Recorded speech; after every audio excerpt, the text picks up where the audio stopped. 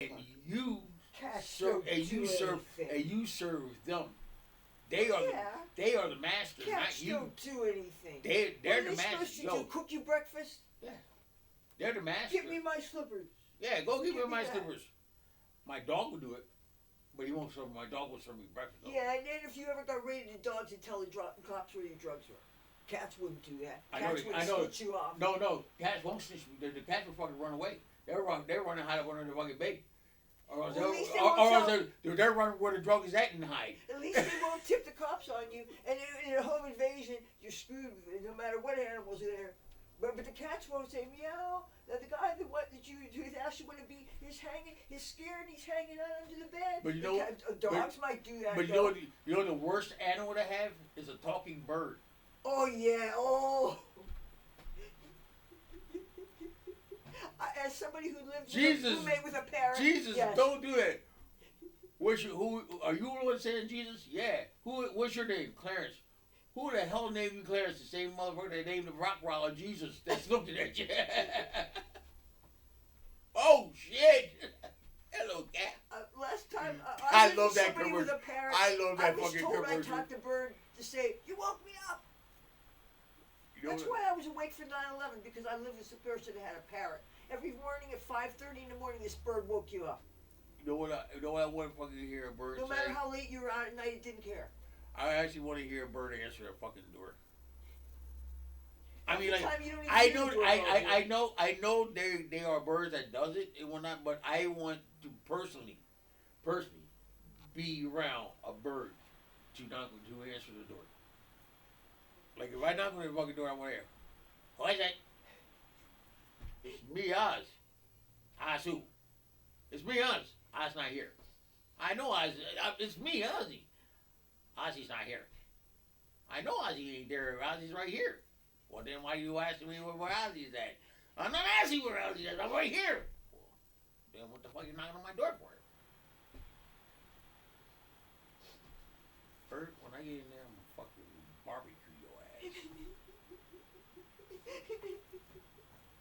And I'm not even gonna use a fucking match. I'm gonna use the oven. Barbecue your ass. Put you in a deep fryer.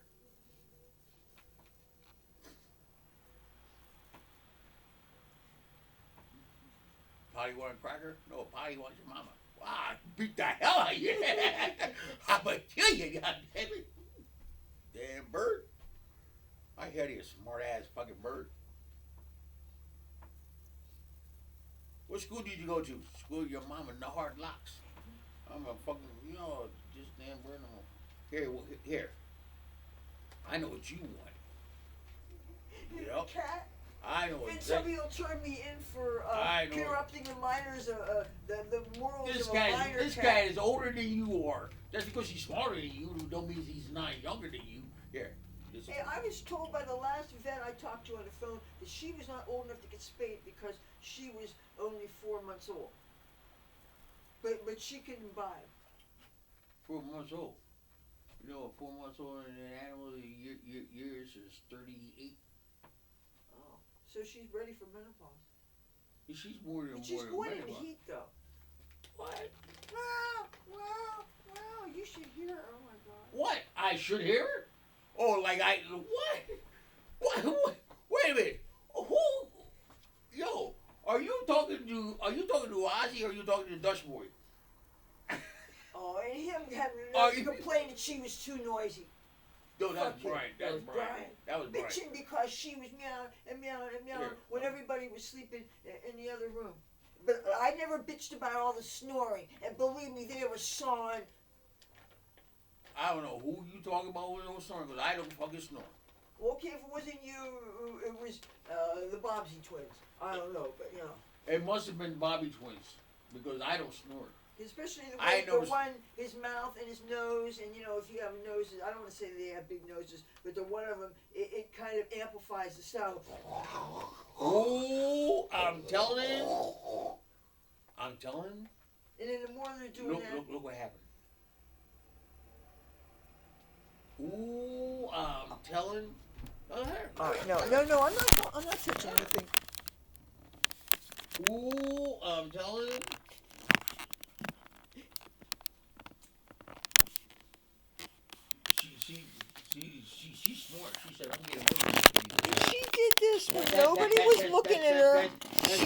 that she was That's being you ignored. getting- She said, "I'm that's just gonna you walk getting away." her and not getting away from it.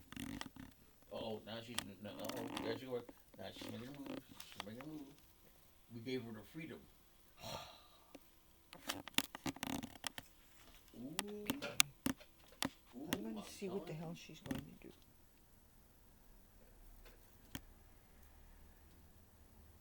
She's You sniffing think about toilet it, but paper. Don't you do it. She wants to go inside and roll of toilet paper. You weirdo. No, she's actually checking shit out. That's what she's doing. Oh, okay. Well, nothing like that doesn't look like it's gonna hurt her. No. I just don't want her Ain't to get nothing- on ain't nothing poison or glass. Ain't nothing gonna hurt her except me trying to put her in my Okay, belly. and then, well, I was thinking of the germs of, oh, yeah, okay. Hey, you can't catch them because they're just too fucking quick for you. Oh, you talking about, are those the, Fruit flies. yeah, we got, moths, for the, pasta, and some of the little things. Of course, what's in here, I wouldn't know.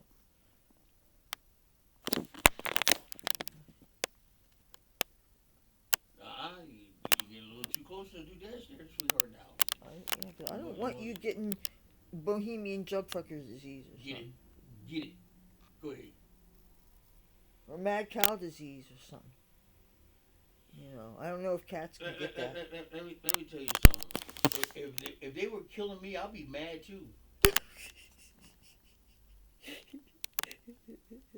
Fucking mad. Well, okay, they got mad cow disease and then they got bird flu. What do the birds have to be pissed about? Well, I guess they're killing them. They'd be pissed too. I mean, no, I'm just talking about the cows though. Yeah, I mean, like, oh, remember that riddle I told you about McDonald's? oh, about how they have enough cows for their hamburgers? No. That McDonald's can serve billions and billions of fucking hamburgers, but there's not a billions of fucking cows in the fucking world. Oh, so okay, so now this is going to be the update on the McDonald's cow situation. Did you find something else out? No, I told a couple guys that in the fucking bar today. Oh. They're still sitting in the bar wondering like, how the fuck is, that nigga's, wait a minute, he's right. They can serve billions, trillions and trillions of fucking burgers a day. A day. There ain't that many fucking cows in the fucking world.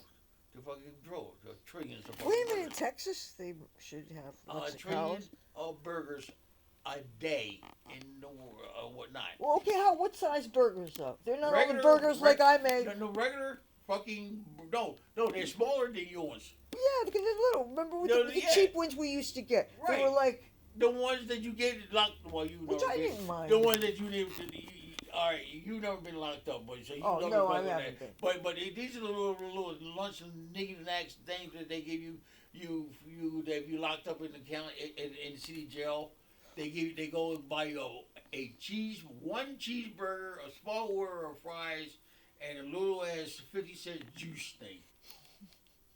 And that's what they give you in the jail. Now they don't even fucking bother about McDonald's. They just give you a cheese sandwich and a little juice thing. so if you don't like cheese, you're screwed. You're screwed. Oh, Don't well eat. then I know not to go to jail. Yeah. And that's in the city jail. That's not the county. That's the city jail. Well, how many jails you gotta consider? How many jails are there?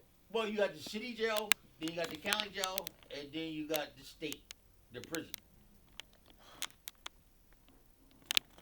And none of them you want to go to. Seriously, you don't. You don't want to go to none of them. But I do believe that every American, every child, every kid should experience a week in jail. I guarantee you, you won't have kids running around here with guns. You won't have kids running around here with this. You won't have kids running around here with that. Just 1 week in a jail, especially a county jail. I'm not saying no kids should go to prison, but every kid should experience a week in a county jail. That way, parents don't have to worry about where be home at a certain time. If you ain't gonna be home, I can call the cops and they can lock you out for your ass right back up in that fucking county jail. That jail. I guarantee you, kids won't.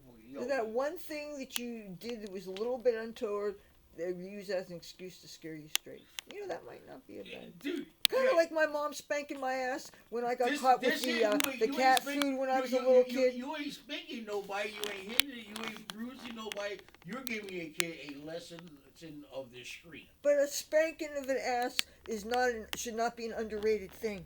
No. Asses need some whippings some spankings of some kind.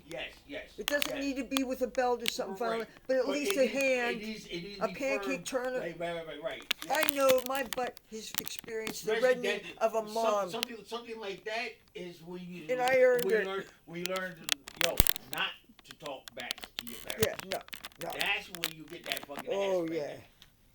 You know what I'm saying? The jail is something for you to fucking be like, hey, this is you got to be responsible for the shit that you do in your life.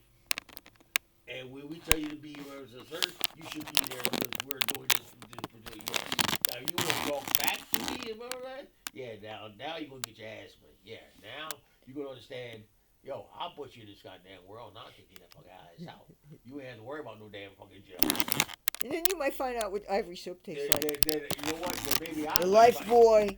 Or Zest. Oh, they are nasty. And believe me, when I'm with you here, and I'll take you out, and I'll make it no one look just like you, and tell the cops, yo, this is who you think it is.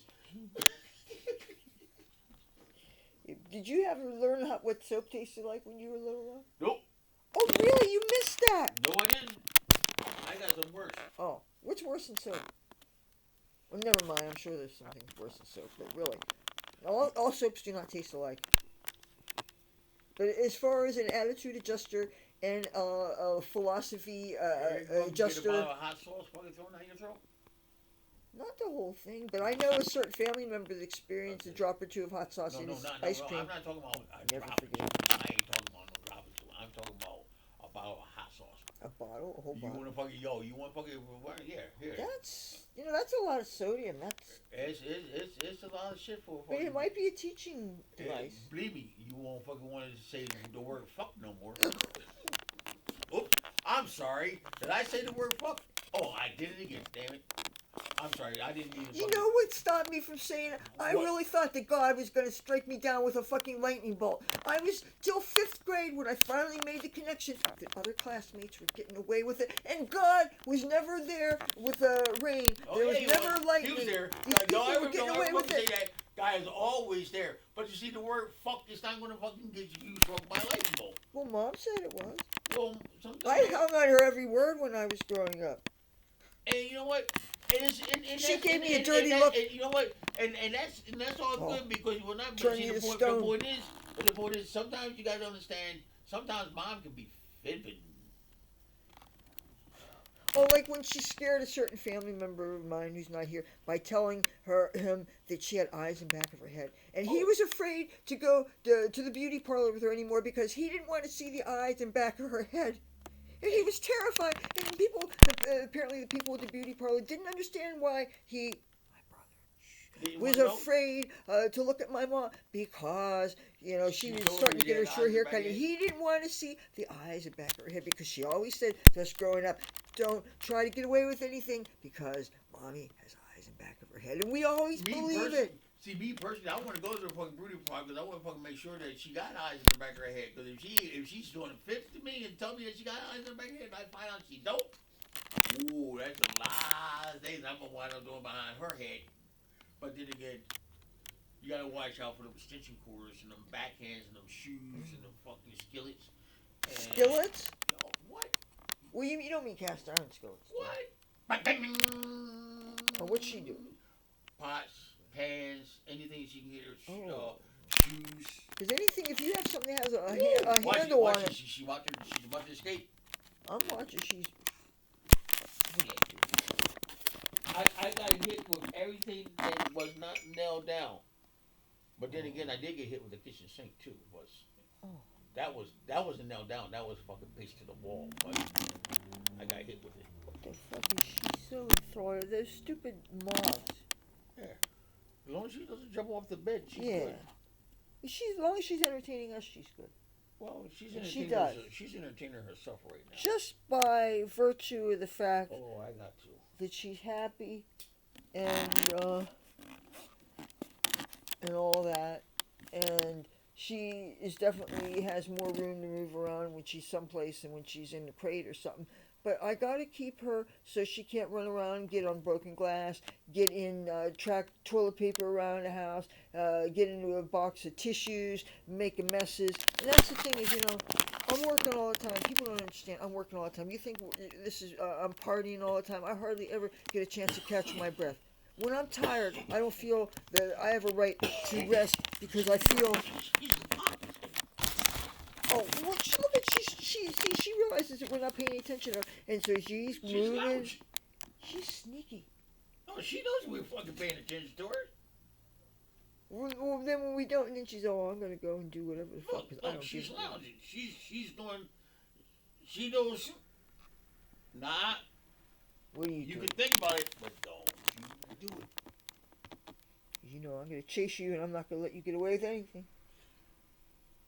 Listen, you're free. Don't you do it. Because you know what happened? She'll put the fucking video, she'll put the thing down and start holding you again.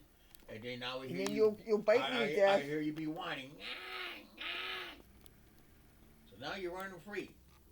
Run free! Run free, my child. Run free! The bed's about the farthest you can go, but run free! Well, it's like there's no windows open, there's no doors open, there's nothing stupid. Not that I know of. Believe me, I'm not trying to look at anything except her.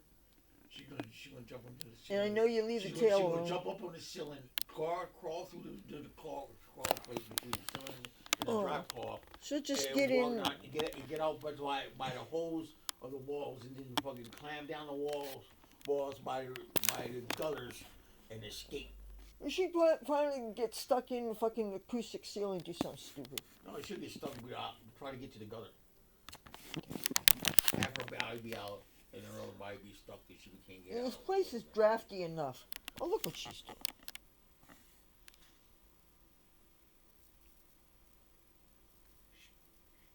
She's saying, "What the hell's over here?" And then watch the construction will start, and then she'll get startled. Maybe she won't, but she was pretty good with the coffee grinder. Really. I thought I was risking my life with that, because I didn't know how she was going to react. Check her out. She's just chilling. She's just chilling. She's getting some harmless exercise. She's like, this is unusual. I guess it's mental stimulation. This is topical. What's over here? Let me see. If I just sit right here and be nice for about 2 minutes, and hopefully that everybody don't look at me, I can get over there. She's gonna get on the floor, maybe catch a mouse with poison in it, do something stupid, eat a thumbtack, Nobody would get know. something stuck up her ass. What are you doing? Nothing would know. Well, at least the window's closed. I got a piece of luggage I found outside somewhere that I'm not going to let you hide in or do something stupid. Over here. Should I go here? Step back over here. No, I'm not going to go there. Hey, what's over there? Hey, that looks funky. Here it is. Wow, this will be weird. I've never seen this over here. Well, hey, never smelled this stuff before. This stuff stinks. Hey. Here we go. Oh no. What the hell are you doing? Hey, get back on there, you sneaky brat. Look at that. Oh, well, she knows what no means. Did you see that? See that?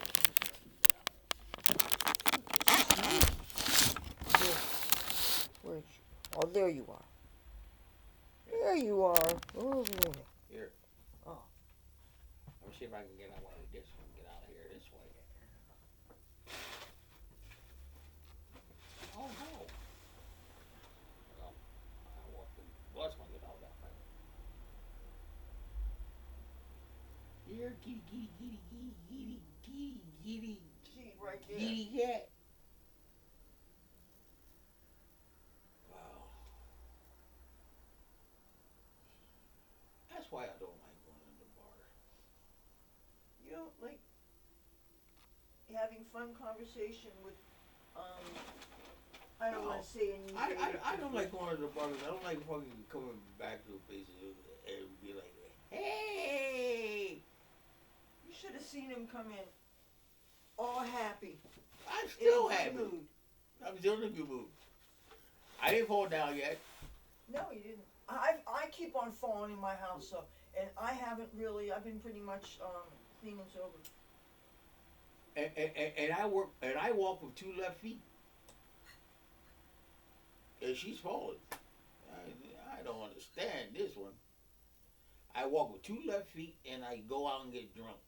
And she's falling all over the place.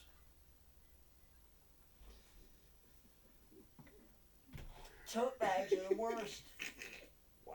Tote bags, the straps get around your ankles. Wow. They trip you up. Oh, telephone cords. Oh, Lord. Anybody with landlines. Oh, no, not the Yeah, telephone. Oh, speaking of telephones. Oh, yeah, I need to borrow the phone. But it's too early right now. It's too early for right now. It's way too early for right now. I gotta make some doctor's appointments. Oh. Yeah, This guy fucking goes to so many doctors.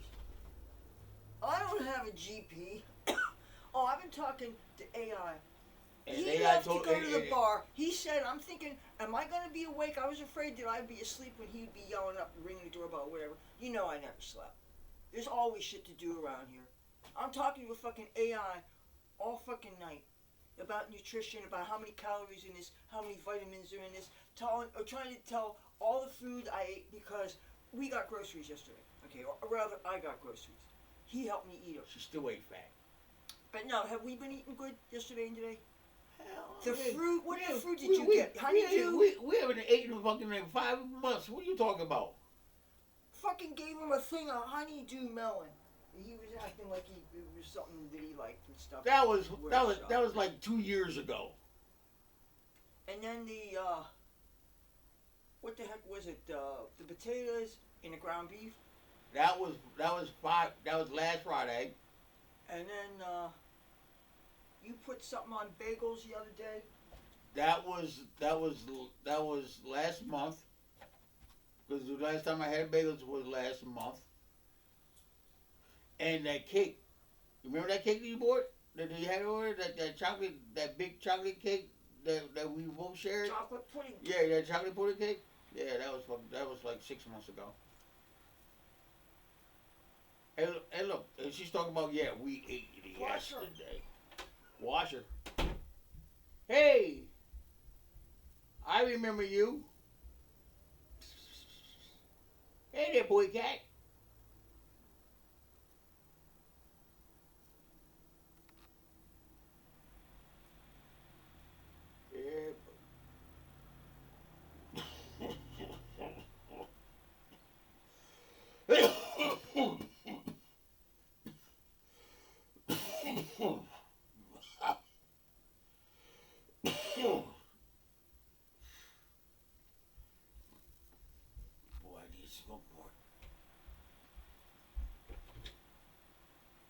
Oh, there she is. She's still over there. Where else would she be? Check this out. Can you see? She's right. A little bit. She's hidden. She's right there. That's amazing. No, dude, I know this is coarse, but I had to pee. So, and it's like, I finally, anyway, everything's okay. How? What? You think better with an empty bladder. It's How honestly, dare you? We're grown-ups. How dare you? Anyhow, you're drunk and I'm How sober. dare Well, relatively Whoa. speaking. But still, how dare you go to do that? You are a female. Oh, is that like saying Females don't that go we to. don't sweat, we perspire? Or we perspire, we don't sweat, or what is it we don't do? Which is a lie, by the way. But, my mom used to always say that she never snored. And I think, I don't She know, just do I breathed have heavy. video She evidence? She just breathed heavy. That's all. Well, she had sleep apnea. She breathed heavy. Well, that too, yeah. But one time, okay, I have a snoring story for you. This is in Hollywood. I was living on, there's a street called Cosmo Street, which is right next to a street called Cahuenga. And this is a little alley Cosmo, street. Cahuenga, Okay. what street is it? Cosmo Okay. or Cahuenga? In between Hollywood Boulevard and Sunset Boulevard is a street called Yucca. or Selma, excuse me. Now we got And Yaka. in between Cahuenga, there's Cahuenga, and then a parallel street is called Ivar Avenue. I danced at a place on Ivar Avenue. And The back door of the dance club was on a street called Cosmo Street. That's where my friends Glenn and Cece, if you're watching this, hi. They had an apartment on the second floor of just a 2-story building. The downstairs used to be an office that made false teeth. Okay, when they went out of business or retired or whatever, this became an apartment building, a 2-story apartment building. She's right there. I was going to say. And you could only move there if you knew somebody and you were cool, because the manager was this hippie guy. They had a used comic book store, junk store downstairs, and he was cool as fuck. I mean, we would trip on LSD, smoke a lot of weed together. It was the 80s, and we had fun. And anyway, there's a 7-year statute of limitations. You can't bust me on, even though I don't regret a thing. Anyway, that was the street. See, my dressing room, Ivar Theater, opened up the back. There were steps that opened right onto Cosmo Street, and their apartment was literally catty corner across the street. It was anyway, it was really, very convenient. That's the thing about Hollywood, you guys don't understand. Things was very walkable. Things were very convenient. Oh, my P.O. box is here. Oh, they're saying the couple that one person fixed my shoes, the other sewed up my clothes. You know, the tailor was married to the cobbler. The tailor was married to the cobbler? Yes. You get your shoes fixed, and then you get your clothes hemmed. And they were husband and wife. The tailor was married to the cobbler? Yes. And the cobbler had a kitty?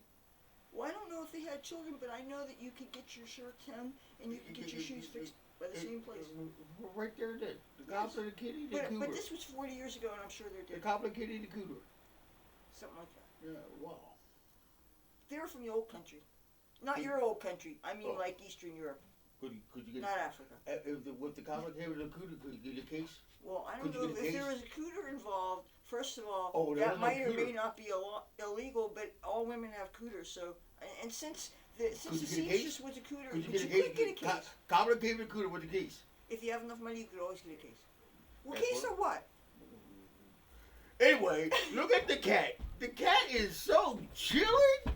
Look at that cat. Look, that cat is just like chilling like a ragdoll rat. Look at that cat. She's cleaning herself. Look, cheer out. Oh, now she's saying, I want to put on myself a display. I want people to see. Can't see me. Oh, yeah, you can't see me, but you can see your nanas and your no-nos. See your nanas and your no-nos. Hey, if you guys would like an explicit cat show, send money to my PayPal address, which is leather@hotmail.com, and say you want to see some explicit Precious the Cat content. You want to see her toe beans. You want to see count how many tabby stripes are on her tail. Oh no, you got on you. I don't want to see that stuff. Anyway. Yeah, that's court papers. You ain't going to court yet. Don't let me forget about the Zoom meeting of that idiot I pressed charges against. I have to go on the Zoom in a couple of days to press, this asshole I pressed charges against. I have to make sure not to fuck up and to show up for that. And how many days is that? That's the 16th. Today's the 13th. The 13th. Okay, 3 days from now, I got to make sure that if, God forbid, I didn't have Wi-Fi here, I'd just be at the casino, any Wi-Fi, and just have to be, like I'm talking to you guys now, just be basically, and of course I have to make sure, he was saying that sometimes people get in trouble because they forget to put on pants, and then, the camera slips and say, oops, so he says, make sure not to forget your pants. And since I don't usually go around unclothed, but I'm saying I could, wear a business suit and look really professional. Because if I get to look at that guy in the eye who I press the charges against, and say, you motherfucker, what you did to me, you're going to pay. Yo, I can just see you now. Now, you got a nice blouse with that nice jacket. You've seen my suits. And then I have my daddy's neckties. And from the waist down, you wearing raggedy ass fucking sweats. With holes in them. With your fucking slippers. Talking about, I'm Your Honor, we are here today to tell you what happened a good day for the day that it happened because it wasn't a good day, especially that day for me. What happened was that this man right here made my day a very bad day, and I didn't like that bad day because it happened to me. So therefore, if you could take that day and put this day and bring back day back to this day, so I don't have to worry about that day no more, then we can have a good day. Get it? Got it. So just get it. Get it in the ghetto? Get it, got it, and go. In the ghetto. In the ghetto. There you go. There you go. Get them, got them, get them in the ghetto. There you go. She's got something. Oh, go catch your tail. Get it. Get it. She catches her tail. I mean, what are you going to do when you get it? And when you bite on it, what are you going to do? Well, when she get it, she got it. I read get it. Luckily, she doesn't keep it for too long. Got it, she get it. You know what I'm if she turns into a Manx, we'll know what happened.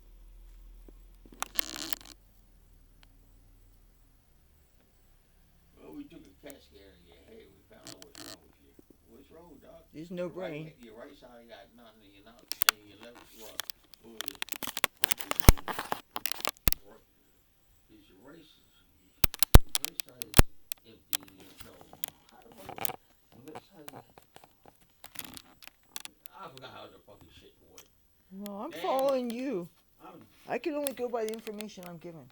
well, you know what? And I tend to trust you have authority over things. I know I look up to you for some reason. Like, I figure, he must know more about this thing than I do. And with a lot of things they are. Like, you know about jail and prison and stuff, and I really don't have any first-hand knowledge. Except for the holding in San Francisco that one time, and they didn't press charges, and they handcuff you to a loop. That's not good. What's that thing where they handcuff you to a loop on a real hard bench in a jail cell? It's called the city jail, and they handcuff you to a bench. Okay, well, this happened to me in San Francisco once, but it was civil disobedience, and I was not. They didn't press charges. You were in the city. You were in the city jail. You weren't on this.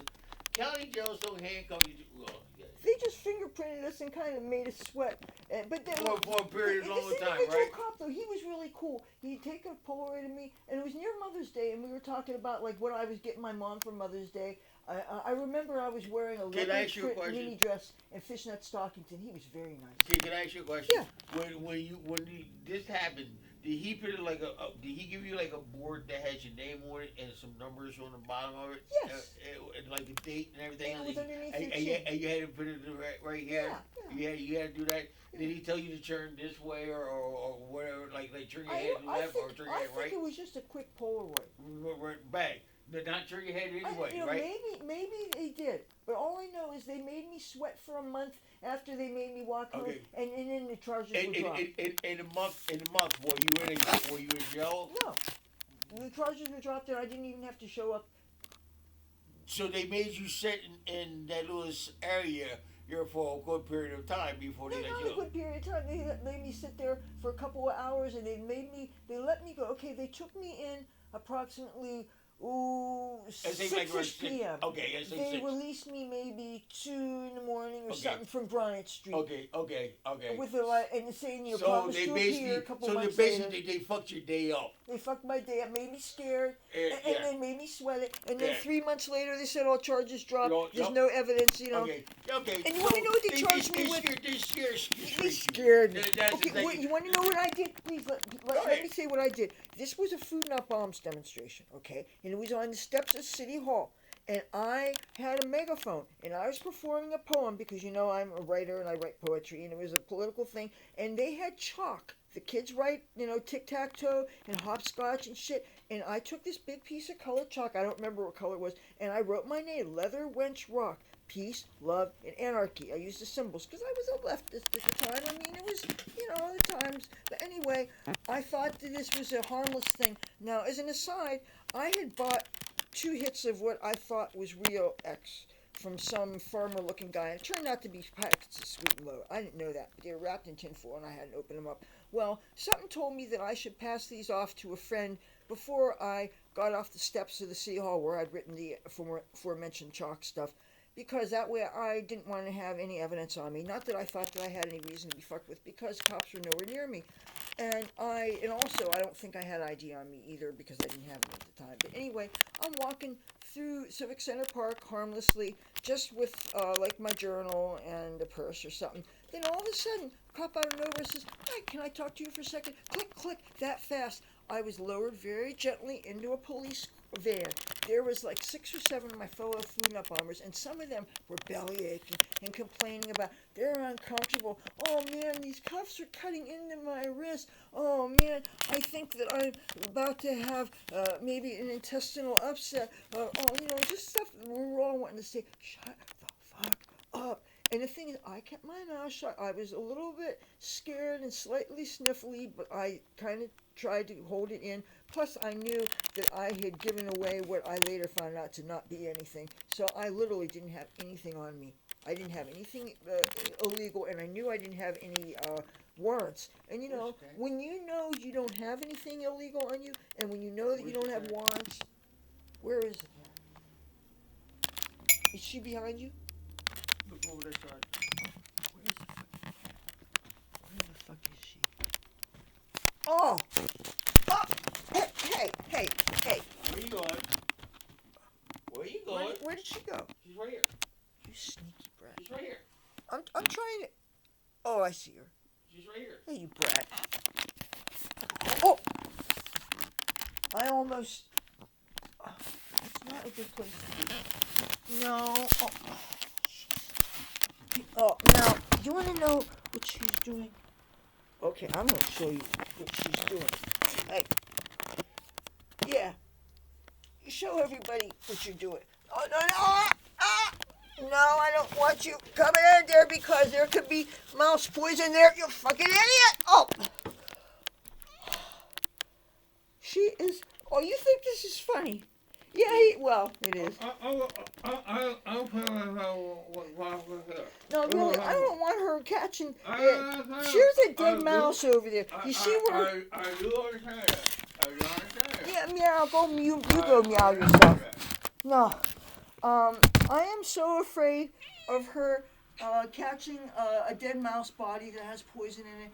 Or, okay, my mom, she was afraid of mice.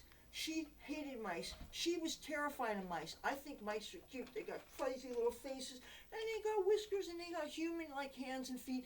I like them, but I know, they can have hantavirus, and the germy, and this and that, and blah, blah, blah. And I'm mostly worried about their poisons that they may have in them making her sick. That's why I restrict her freedom so much. That's why whenever I see those boxes with the mouse poisons, I throw them out.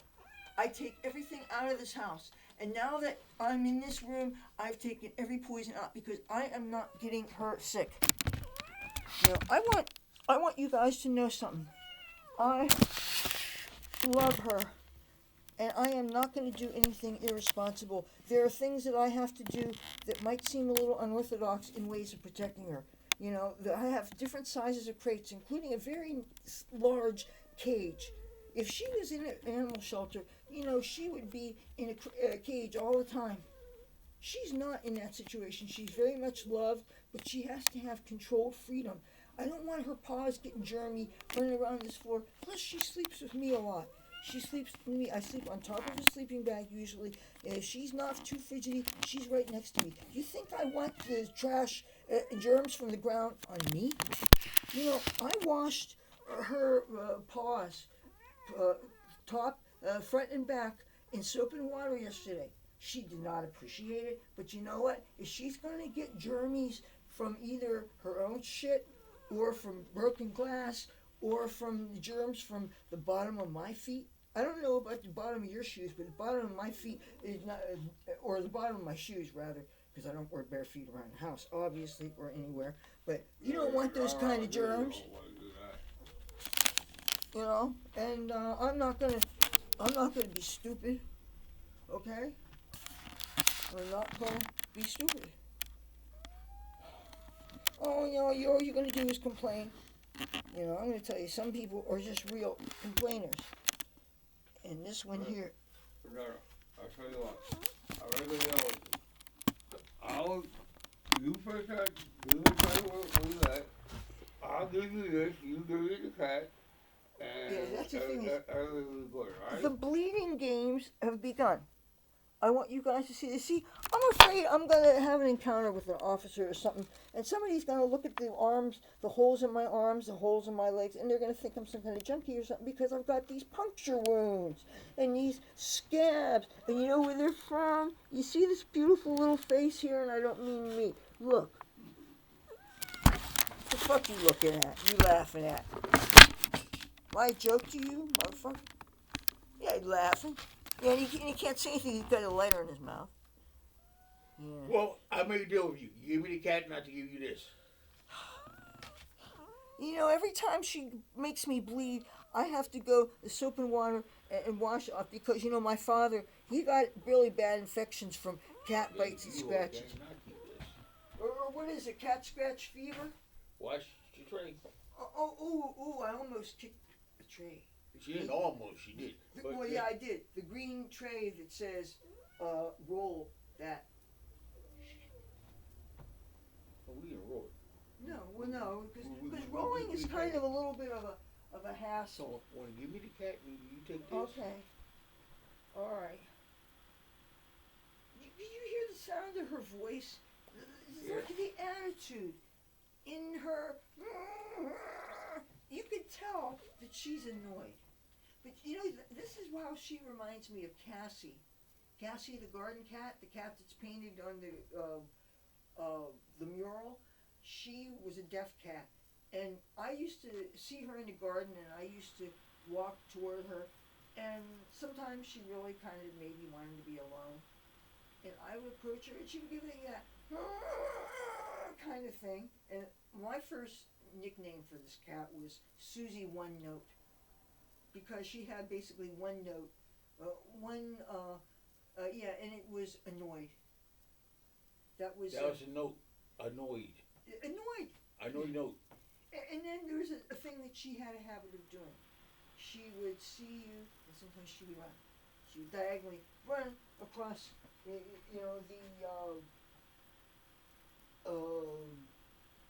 across the yard, like in a diagonal way, and then kind of and then lodge yourself into something where you absolutely couldn't access her, or where make it so obvious that it would look like that you were harassing her. You know, because cats can do that. That's one of the things I was risking with Garfield when I was trying to get him. Sometimes he would go right underneath a car. I mean, there's a way that you get exactly underneath a car that's almost impossible to extricate a cat, unless you use a broom handle. And you got to be really subtle about that because the neighbors could look like get you're up on a car. That could be, that could be the dangerous thing for. Well, now if they climb inside it, yes. It could be. Oh yeah, but wintertime, a lot of cats get killed because they keep them warm in the engine block, and a person doesn't tap before turning cars. And let me tell you something: as somebody that lives in a neighborhood where people get up in the morning, nobody I have ever heard taps their engine. Or of course you can beep a car too, like the people you can do that with their key fobs, but a lot of times they start remotely. And again, if you don't have that alert them first, and cats can get killed, they can get lacerations, cut up real bad.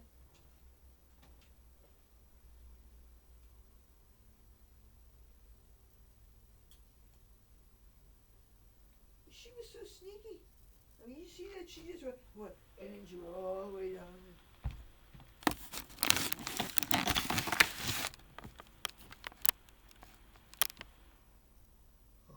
You see, at least you're giving her an object. Because the people use their bare hands, and they just teach cats to play rough.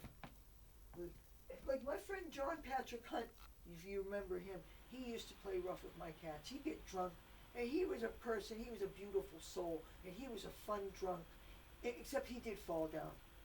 And sometimes his mouth would get him in trouble. He got. Oh, this mouth gets me in trouble. His mouth. One time, let me tell you a story. He's a man.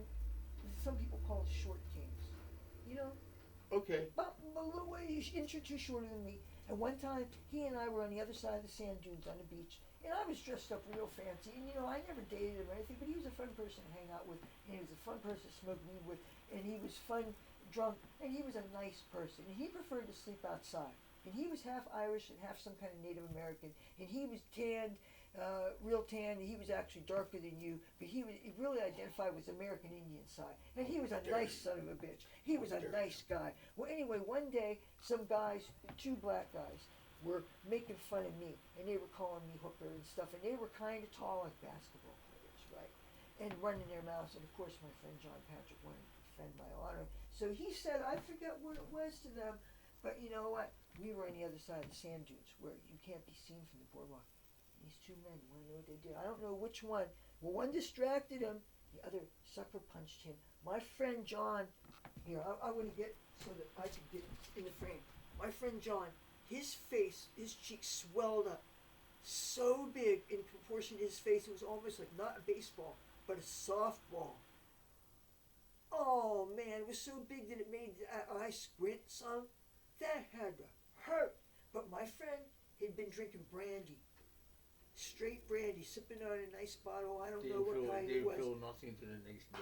Oh man, it was, it knocked him down. He didn't feel nothing to the next day. And the worst part is that he felt the brandy more than he felt the swelling of his face. Well, there was the hurt of the pride. Yeah. I told you about my punch, didn't I, in front of you? What happened to me? Yeah. And again, it was because I called the cops on a chick for running the engine. But the thing is, but they didn't use full force. It hurt my pride more than anything else. Yeah. It hurt my pride. Right. Oh, but the thing on your way to your apartment door, you get boom. Yeah. Oh. But and the thing is that it's like come on, man. You get punched in the face. You learn not to do it again. Me personally, I'm against all that, but I tell you what, I look at it like this. I give women one equal rights. And I figured if a woman can hit me like a man, I think a woman should be learned how to receive a punch.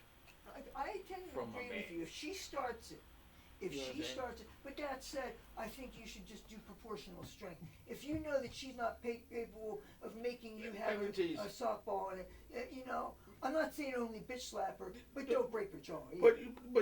But is it all right for a woman to break my jaw? It's not. No, she does that. But you know what I'm saying? You need to teach somebody a lesson that does that, because you started first. Then I believe that even though men should never hit women, period, end of story, but I believe if a woman punches a man, damn right he has a right to do something about it. What, are you supposed to be a sacrificial lamb, have her cut his dick off? No, you have a right to fucking keep yourself from being hurt. And if that means that you have really good reflexes, but the thing is, but definitely. let me ask you a question. I mean, like, I believe in like a man should protect a woman, no matter what. A man should protect his family, a woman, and then kids and everything else. Yes, right. But if a man, if a man and a woman was married, and if she turns around. And she wants to, and she hits me and fight me like a man, I should be able to fight her just as well. It seems to me that would even be that she's committing domestic violence. Because if she's doing that kind of combative thing, domestic violence is a thing.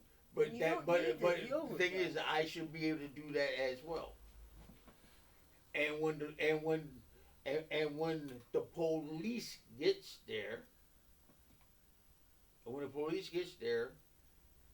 she has to be the right to fucking sit there, goes crying and boom, all broken up, me all broken up, and saying that I'm the one that started it. Well, don't they have to separate you and get it, store it, and do different things to keep? They would separate us, yeah.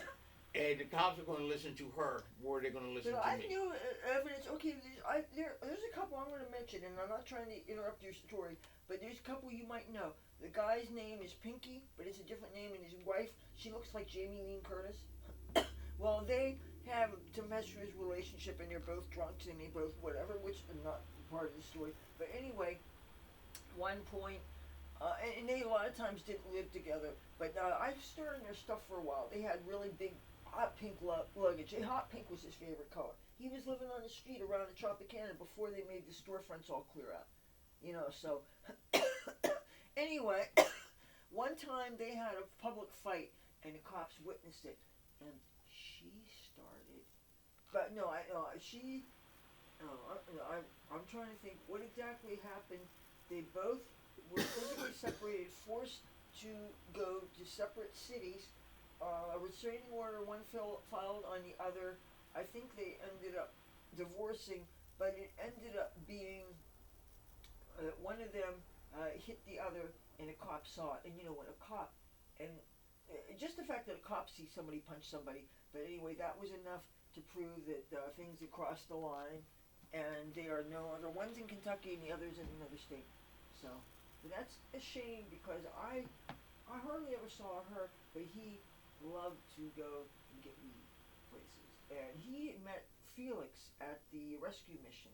And Felix recommended that I get to know him because he knew that I liked people that were like hippies and stuff. And this guy, he looked gay when I first met him. It turned out that he was bisexual, and he was married to a woman that was a little bit older, and she tolerated his freedom. And they were like, so they seemed like a really cool, interesting couple when they were new to Atlantic City.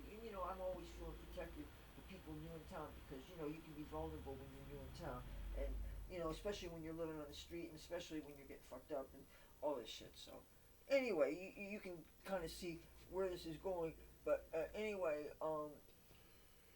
you feel really bad whenever you see evidence of physical violence in a relationship, and sometimes the actual person at fault.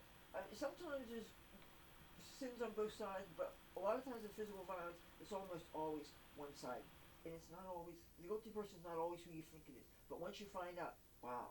But anyway, they're separated and they're gone. But he was fun to smoke weed with.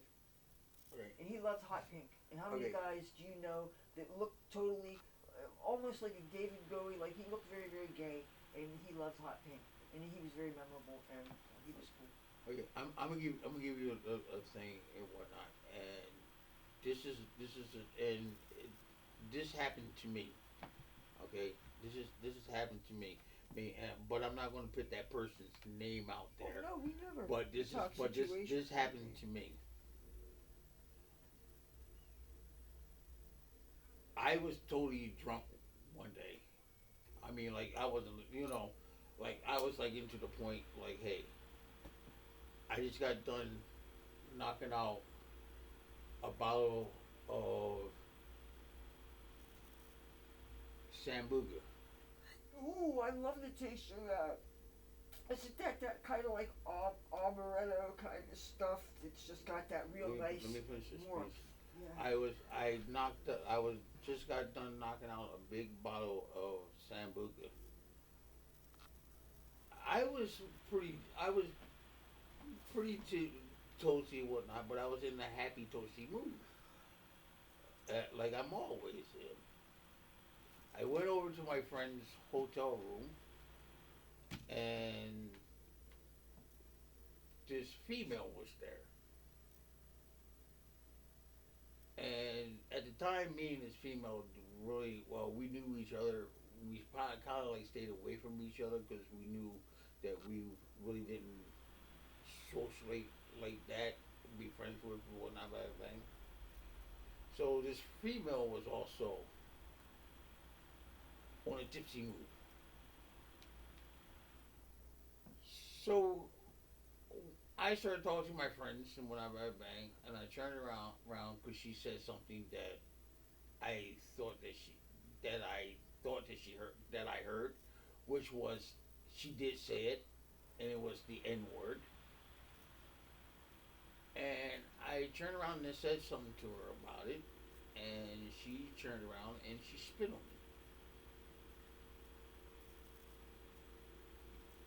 I looked at my sleeve, and there's this big loogie falling off my sleeve. I'm tipsy. This woman is used the N word on me. Now she spit on me, and I got this loogie falling off my sleeve. She's sitting down. First thinking in my mind was, I'm gonna knock this woman's head off her shoulders. And before I know it, before I knew it, I uppercut her. Wow! Her whole body lifted out from the chair, hit the ceiling, and she slid across the ceiling. As she was running across the ceiling, I was jumping over the bed, and I was hitting her. Boom! As she was going across the ceiling, just to make sure that she gets to the fucking wall next door. When she got down to the wall, she was coming down. I don't remember this. This is what the cops and everyone told me. She was sliding down the wall. As she was coming down the wall, I was slamming her. Bang! Bang! Bang! I mean, like, I was really laying it into her. Next thing I know, I'm being handcuffed. I'm being handcuffed because I'm being handcuffed, and I'm being carried outside this place. Once I get outside, then everything was like, yo, what the hell happened? I blacked out. I literally like blacked out. I don't remember what happened. Next thing I know, I turned around and I saw this female walking out the room, and she saw, what the hell happened? I go to jail. I'm in jail for 2 weeks. Go to court. She never shows up. Okay, so they postponed it. Next thing you know, another 2 weeks. She should go to court. She never shows up. So they dismissed it. I didn't even know you get a second chance. I thought you automatically, you don't show up, you automatically forfeit your right to dismissed it.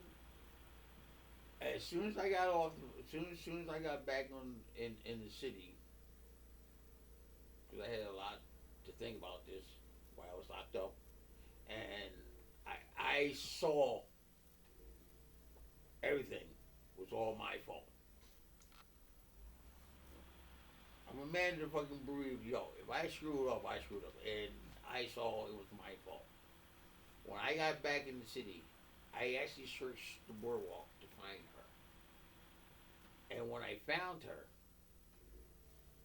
I apologized to her. I told her that it was my fault. I'm sorry. Whatnot. Yo, I literally apologized to her because, like I said, I don't want to get that tipsy, that drunk again. That's why I'm always in a happy mood. That's why I'm always in a happy mood. Did she apologize for her slur? She did. Yes, she did. Yes, she did. I mean, was she accountable? She said to say yes. I'm sorry too, because yes, I shouldn't have said what I said, and I shouldn't have did what I did, and blah blah blah blah blah. That's a one. And you know what I'm saying? And check this out. And check this out. Even today,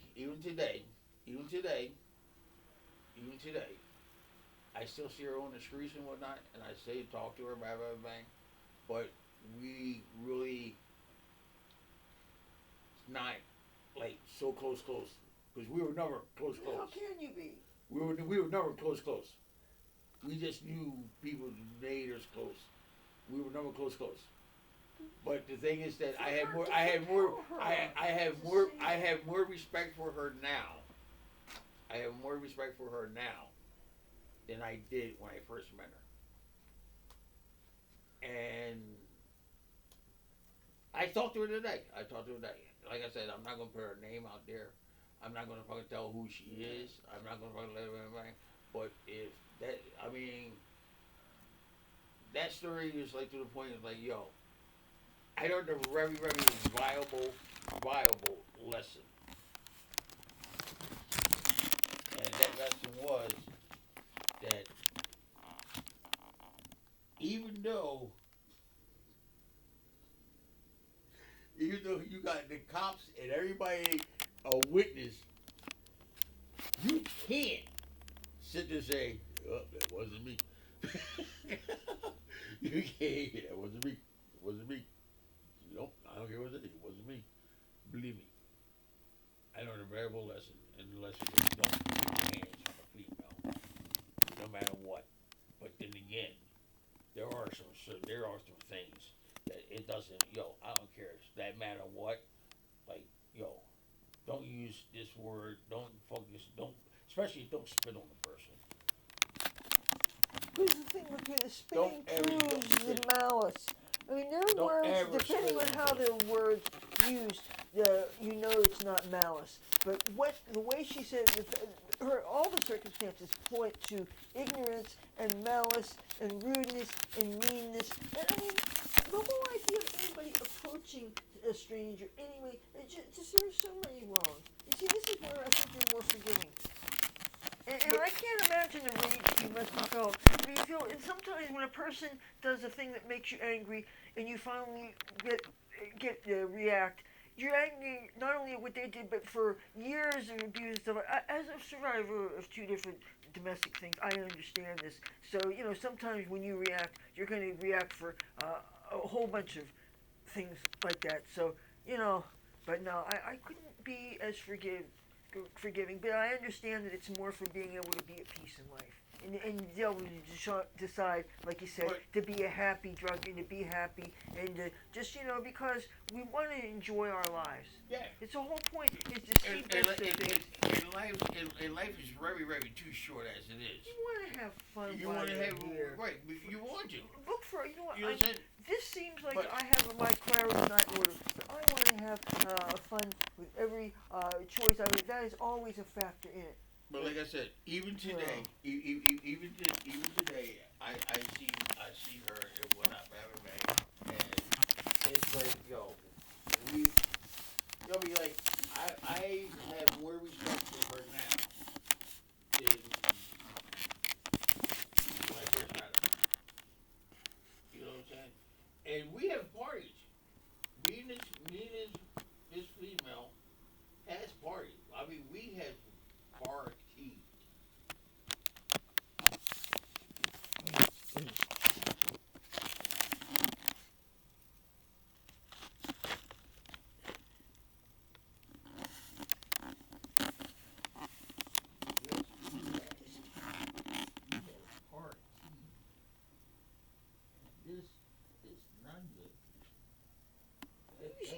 You party with a lot of people in this town. Damn. I know. You're a wild person. I am.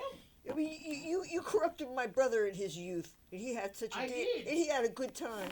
I did. And we remember more of it than he did. That's a shame. And my mom and dad remember answering the doorbell and having Sean, whoever it is we were talking about, that you apparently left in the shopping cart, and so he was safely at home, and I think he was intoxicated. We brought him home in the shopping cart. We just threw him out in the shopping cart and stood him in the door, between the door and the frame, the screen door, and rung the doorbell and fucking hauled ass. Well, he was safe. Once we made sure that he was in the doorway and whatnot, and we rung the doorbell. You run like hell. Yeah, of course. Because what's the worst that can happen? Someone opens the fucking door and he falls backwards or he falls forward. But he's falling, no matter which way you look at it. No matter which way you look at it, he's falling. Frontwards or backwards, but he's holding. You know what I'm saying? And the cops didn't bring him home. The cops didn't bring him. You know what I'm saying? The people that he was with did the responsible thing. Did the responsible thing and brought him home safely and sound, but drunk. Ouch.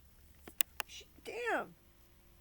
Ouch. Ouch. Ouch. Ouch. Ouch. Ouch. Hey, do you mind? Ouch. She hurts. You hurting me. Hey, you. Yeah, she's over on the bed chilling, and you're over there, and now she's scratching the shit out of you. It's not you that's getting the bleeding hand. I know. You think this is funny that she got me there? So I'm afraid somebody on the street's gonna think I'm some kind of a junkie or something. And it's like, Oh yeah, you're looking at everybody how pretty. Oh yeah, you're a pretty girl. Yes. And so what do pretty girls have to do with it? Huh? Using your feminine wiles. That's right. Make blinky blinkies on camera.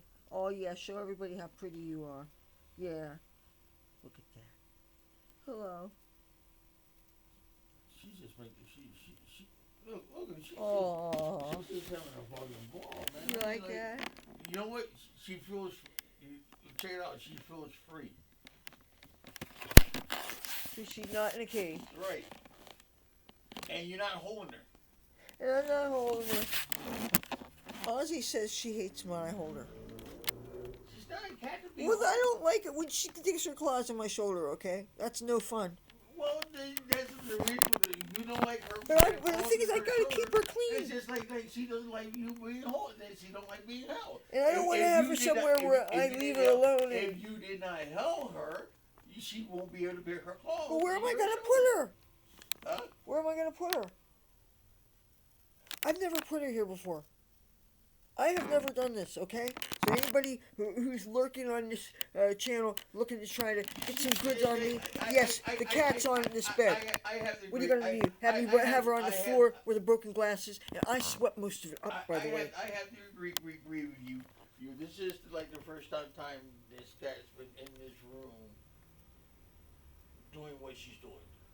First time. First, yeah. I have to agree with you on that. This is the only mouse-proof safe place, right? Am I right? I don't. Well, besides the 3 I killed. Well, as long as she doesn't get at it. Well, I ate them already. Oh, okay.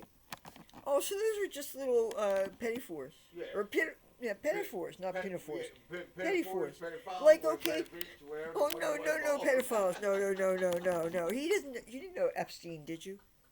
No, but you're too cheap to get on his island. What the fuck are you talking about? No, you know when you're at these clubs and they have those, what are those Asian dishes? They're spoons that are flat in the bottom that they'll give you like individual wontons or like a single shrimp that was like that coconut shrimp, and the single serve things.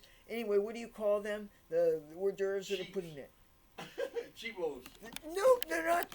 They're not. Well, okay, if it's free food in a way, it is cheapos. But no, this is very expensive, high quality gourmet hors d'oeuvres and things that they pass around on the little. Okay, I have one of these. I have one of these spoons. You guys know the Asian spoons I'm talking about. They're flat on the bottom. Oh. You can drink soup with them. I don't. You can get a fried shrimp on them. Oh, wrong spoon. No, not those spoons. Coke spoons are little things. Like you guys, any of you guys old enough, oh, speaking of spoons, any of you guys old enough to remember when you could go to McDonald's and they had coffee stirrers and they weren't flat on the bottom. They were actually tiny little miniature spoons and they were the cutest things, but soon they figured out that some people were doing things with them that had nothing to do with coffee or liquids at all. But anyway, but we're not. Excuse me. Anything. So anyway, then they stopped to the like paddle shape. Anyway, enough about that. Let's talk about spoons again. You want something really spooky? You want something really spooky? I hope I don't lose my channel. Read the true story of Ronald McDonald. That's all I got to say. The true story of Ronald McDonald? Yeah. I think I read stuff about Rokk. Read the true story of Ronald McDonald. I want to now. I want to, especially if it's a biography or something like that. I want to. I guarantee you. Are they going to say how many cows it takes to make the hamburgers? I guarantee you'll never go eat at Ronald McDonald. Well, you still saying you want to know how many cows it would take to make all the hamburgers that McDonald's says. I guarantee. So it's all this McDonald's stuff, all this spooky McDonald's stuff. If you find the true story of Ronald McDonald, I guarantee you will not go back to Ronald McDonald's again. But I like the fries. Then you would think about where the fucking rest of the fucking burgers came from. But I like their fries though. What if I just eat their fries? Oh, I'm just stepping on glass. I don't know what the fuck that was. How many fries you? All right, if they sell trillions of fucking burgers, how many fries do you think they sell for a day? Oh, I don't know if they are the largest single buyer of American potatoes. Have any of you guys heard that? fries and fast. Who is the single largest buyer of potatoes in the United States? I believe it may be McDonald's. But, I'm not double screening, triple screening. Some people, when they're creating content, they actually have screens so they could go and reference an internet thing. I'm filming using a laptop computer, which I'm holding in my hand, and I'm very carefully making sure that I don't do something stupid like drop it or anything. And I'm mostly trying to focus on my dear sweet cat here, because that's really kind of what I thought this video was about, until he started telling some really great stories, and I realized. And, oh, and by the way, if you guys aren't at least 18, get the fuck off this video, because, you don't need to be corrupted and stuff. These are real life stories about things that happened decades ago, okay? It doesn't reflect the lives of anybody now. We're grown-ups, we are sober, we don't do anything except, well, I don't do anything except marijuana. I used to drink, but I haven't drunk since 2004. So the views that you see on my channel do not necessarily reflect the person whose page this is, which is me, Leathur Rokk. But that said, I believe in free speech, and if my friends want to be fucked up, I certainly am not going to stop them, because especially people who hold it as well as my friend here does here. You cannot tell this guy. He is so mellow. He's like mellow as a cello. You cannot tell. And even when he tells you in advance he's going to be fucked up, he's so smooth. For years, I never realized that he was even drinking. He is so discreet. That's the word I'm thinking of. He really does not wave it in your face like so many of our mutual friends.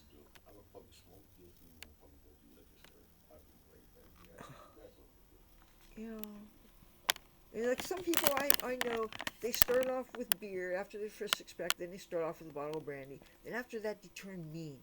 This guy isn't like that. Some people, they all of a sudden a switch happens, and I can see if a person does something that really pisses you off. But no, some people, it's just because of the alcohol kind changes. But, and there's one person in particular I'm thinking that used to do that, but he's been dead. I don't know how long. Remember Scrap?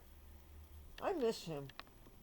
I never got to see the place. He ended up making a shack, or finding a shack somewhere out, I don't know, somewhere out in, I don't want to say out in the woods, but I don't know, one of the bus routes toward the Stockton State College that was out wherever the fuck it was. Pomona, Glassboro, no, it wouldn't be Glassboro, anyway, wherever the fuck it is. When you don't drive, things seem so remote. And maybe if you have a bus pass and things are unlimited, maybe things seem more accessible. But really, when you're a pedestrian, things that are 10 miles away, much less 15, 20, 25, all this stuff in New Jersey, I don't know it. Ain't that some shit? Oh, I'm a hard hat man. Yo, check this out. They've been, for the last 15 fucking minutes, one guy has been up on that pole. What pole? That pole right there, that black one, right there, with that one-man elevator riser. Okay, I'm gonna take a look. One shot. Now, he didn't do it. I'm still trying to find the pole you're talking about. You see the black pole sitting right in front of you? I don't see anything with a person on it. No, I'm just saying he was up there. Oh, the same one here? Yeah. The one with the cap on it? Yeah. He's been up there. I wish you told me. He's been up there for about 2 minutes. And I went in a basket? He did ding ding ding, and then he came back down, and they've been sitting there for the last fucking 15 minutes. Was he in a basket or was he in a harness? Yeah, he was in that little basket thing there, fucking rolled up, and he went ding ding ding, and he came right back down. And they've been sitting there for the last 15 minutes. So my question is this. Oh, okay. It must be that thing there, the white hard hat, right? My question is this, because Jose spotted this out the other day. I know FBI people when I see one, and that does not. And having two trucks that was parked right there where those trucks are parked right now.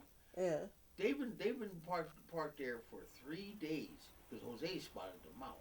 Yeah. The same truck was there for 3 days. Nobody done nothing. They set everything up for everything, and they sat there for 3 days. Yeah. On that corner, and Jose spotted it out. Okay. And he said, "Yo, tell me that's not in the fucking FBI or server scam thing for something. They're doing some service. They're looking for something around this area, or some major shit or whatnot. Bang. You know what I'm saying? Or maybe this might be one of their areas that they're gonna fucking destroy so they can fucking rebuild Uh, for the casino area. well, it's not. They're not trying to do a raid, are they? No, they already did that. They already did the raid. No, I'm talking. Would they check for warrants to kick people doors down? They did the They could be looking for. I mean, they can spot fucking people driving cars that would they ever kick our doors in here? Huh? Would they ever kick our doors in here? No. Oh. For what? You don't got no traffic coming in here. No, well, I don't think I do, but just a little tiny bit of friends I do have there. I mean, I just want to know if I'm on any radar. That's not traffic. Because I do go back and forth to Salvation Army. Because you live here. So I'm not on any list. You live here. Okay. Because it just, I don't know. You live here. I don't want any problems. Traffic means that you got fucking people running in and out of your house. This is poison. There's two green things. I think these are poisons. And I never have my hands really covered, but these green things. And I bet just, you know. I bet you should just whatever you best guess, and that's the best date you should just best do. Whatever that best is. I'm gonna pick that up and I'm gonna get the fuck in the trash because I got a cat too. You know, she depends on me. You remember that dog food commercial years ago? I think it was for Alpo. In a tagline, it was a stupid white sheepdog. One of the more stupid looking dogs, if you ask me. White, shaggy hair, and the eyes. Anyway, it says, your dog doesn't know what's good for him. And cats, you know, you have to protect people sometimes from themselves. They are going to put themselves in a dangerous situation. If you know better, you keep them out of it. You know, before they go, like, okay, you see where that red box is. I found a dead mouse. And she was going to go for that. And I wanted to hide that. Why I didn't just pick it up, I don't understand. You know, see, there's things I got to do. And the thing is, because I don't have gloves, I'm using different stuff.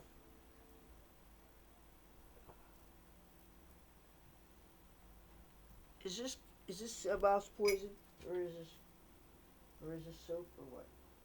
I have no clue what that is. Well, it's.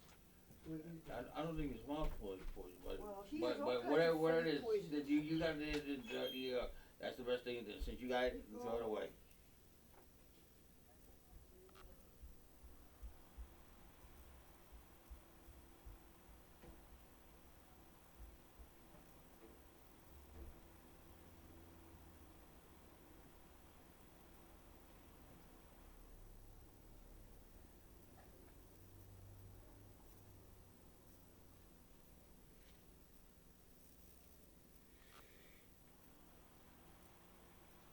Oh damn.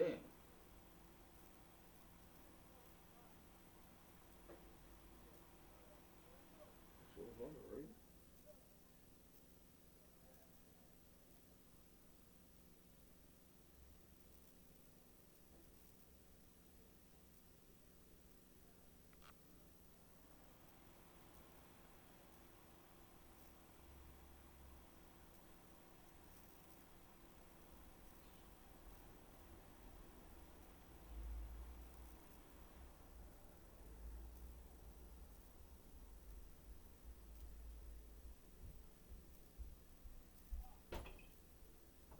She's still on the thing. Yay. Yeah, I forgot to show the poison on camera or anything, but I had to wash my hands right away because I'm not taking these stupid chances. You know, but that's the thing is, when you... Some people would put rubber gloves on before doing any risky thing. But if I did that, I would run out of boxes of rubber gloves. And when I go out, I don't always re-up, if you get my drift. And I don't think it ever occurred to me to go to a beauty supply place and just buy a box of them. But I don't know how much that would cost. And I'm a little bit averse to spending any unnecessary money. You know? And plus, I wasn't raised that way. Yeah. Like imagine if I could pull money out of my ass and I could go and buy fruits and vegetables and meats and stuff. And now, without going into too much detail, can you imagine the money I would have had to spend to get the honeydew that you enjoyed yesterday, and then Oh, that was good. there's a bag of grapes, whatever those kind of grapes are, the real black ones, were they Concords? Yeah, they were good too. Now, were they too ripe? Were they just right? They or were what? perfect. Yeah? Yeah. I haven't tried them yet. Um, like, I like dark ones better than white ones because white ones to me they remind me too much of wine, and if they even start to turn a little bit, I don't know. There's something about them that. But you know what? Probably one of my favorite fruits is cherries, and dried cherries. But there are. I got them free once, a 5 pound bag of them, where you get our free food stuff, right? But like, where I was going with this is if I had to actually spend money on the groceries that I got in yesterday, it would be painful to think how expensive it would be, you know. But then my mom raised me to you wait for these really deep discounts like on chicken stuff like the leg quarters and stuff, and you get a lot of times it's 10 pound, a whole bunch of them that you freeze and they end up being stuck together in the pan, so you kind of have to end up baking the whole thing at one time, and then you put them in the Ziploc bags and you put them in either freezer or refrigerator, so you have an individual chicken thigh to do whatever you want with it. You know, once it's already cooked, it's like those rotisserie chickens you get. You do so much with the bird, it's already cooked. You know, with all the pieces, take the piece you want, and you can always stew them. You know, if you don't take them apart. Just one thing I liked what she had. The thing about cordonware is if you drop it, it breaks. You know, so we don't have most of the pieces we had. But we used to have a meatloaf-sized pan. It was great for reheating a chicken. You could stew them. Let me take you back to your little childhood. Yeah. Remember this building?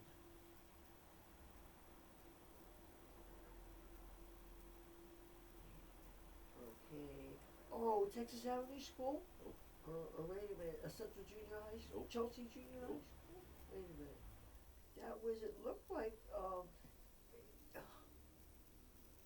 wait a minute. Is that near Missouri Avenue or Baltic Avenue? Somewhere like near, that wasn't near West High Complex. Nope. But I see that sign should tell me some Ohio Avenue in. We're close. That's close. Ohio Avenue close. Okay. Oh, that sign. Is there, why do I start to think of the name Virginia? Not St. Augustine. We're going. Well, I'm taking you back. If I told you what was in front of this building, you would definitely get it. So I can't tell you what's in front of it. And I can't tell you what's on the other side of this building. If the picture was taken, come back here. If the picture was taken,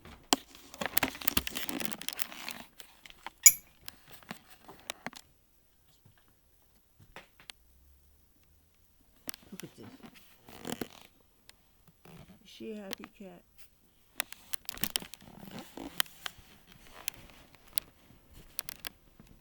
You look like a happy cat.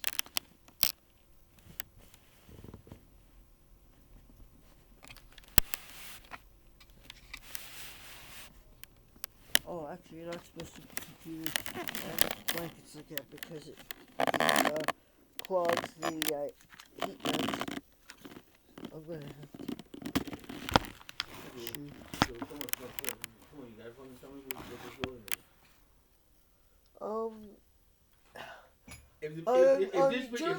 is?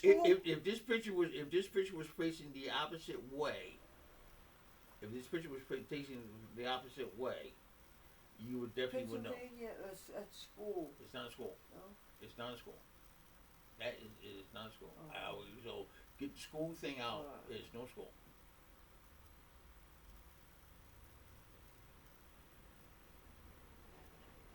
Let me know when you give up. It'll blow your mind when I tell you. wasn't a bank, was it? Give up. Yeah. The old Lansing bus station. Right across the street from Pitney Village. The fucking park, the perimeter park with the lights and the beam lights. I It was remember right. that. It was right in front of it. It was right across the street from it. That's why I couldn't tell you what was in front of the building. Okay. Well, see, I always remember hearing about Pitney Village and being told that it was not a neighborhood that I wanted to be in. It was dangerous, Right. especially But for this is females the and- bus station. This is where What year though? this. Well, I'm going. This we're going back. I say. Oh my God! I'm going.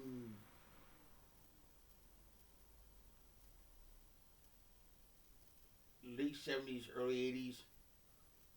So you telling me that whenever all the times that we went to Pittsburgh, Pennsylvania, On the bus, you and went you here. saying that maybe that would be why we took a cab to the bus station instead of walking to the bus station? Because Yeah. growing up going Pittsburgh, Yeah. Pennsylvania, going living on Morris Avenue, it was easy to walk to there, but then it was so many. Geez, your dad usually called a cab Because you had to walk through past Pitney Village. I thought it was always in Arkansas Avenue is what it was called then.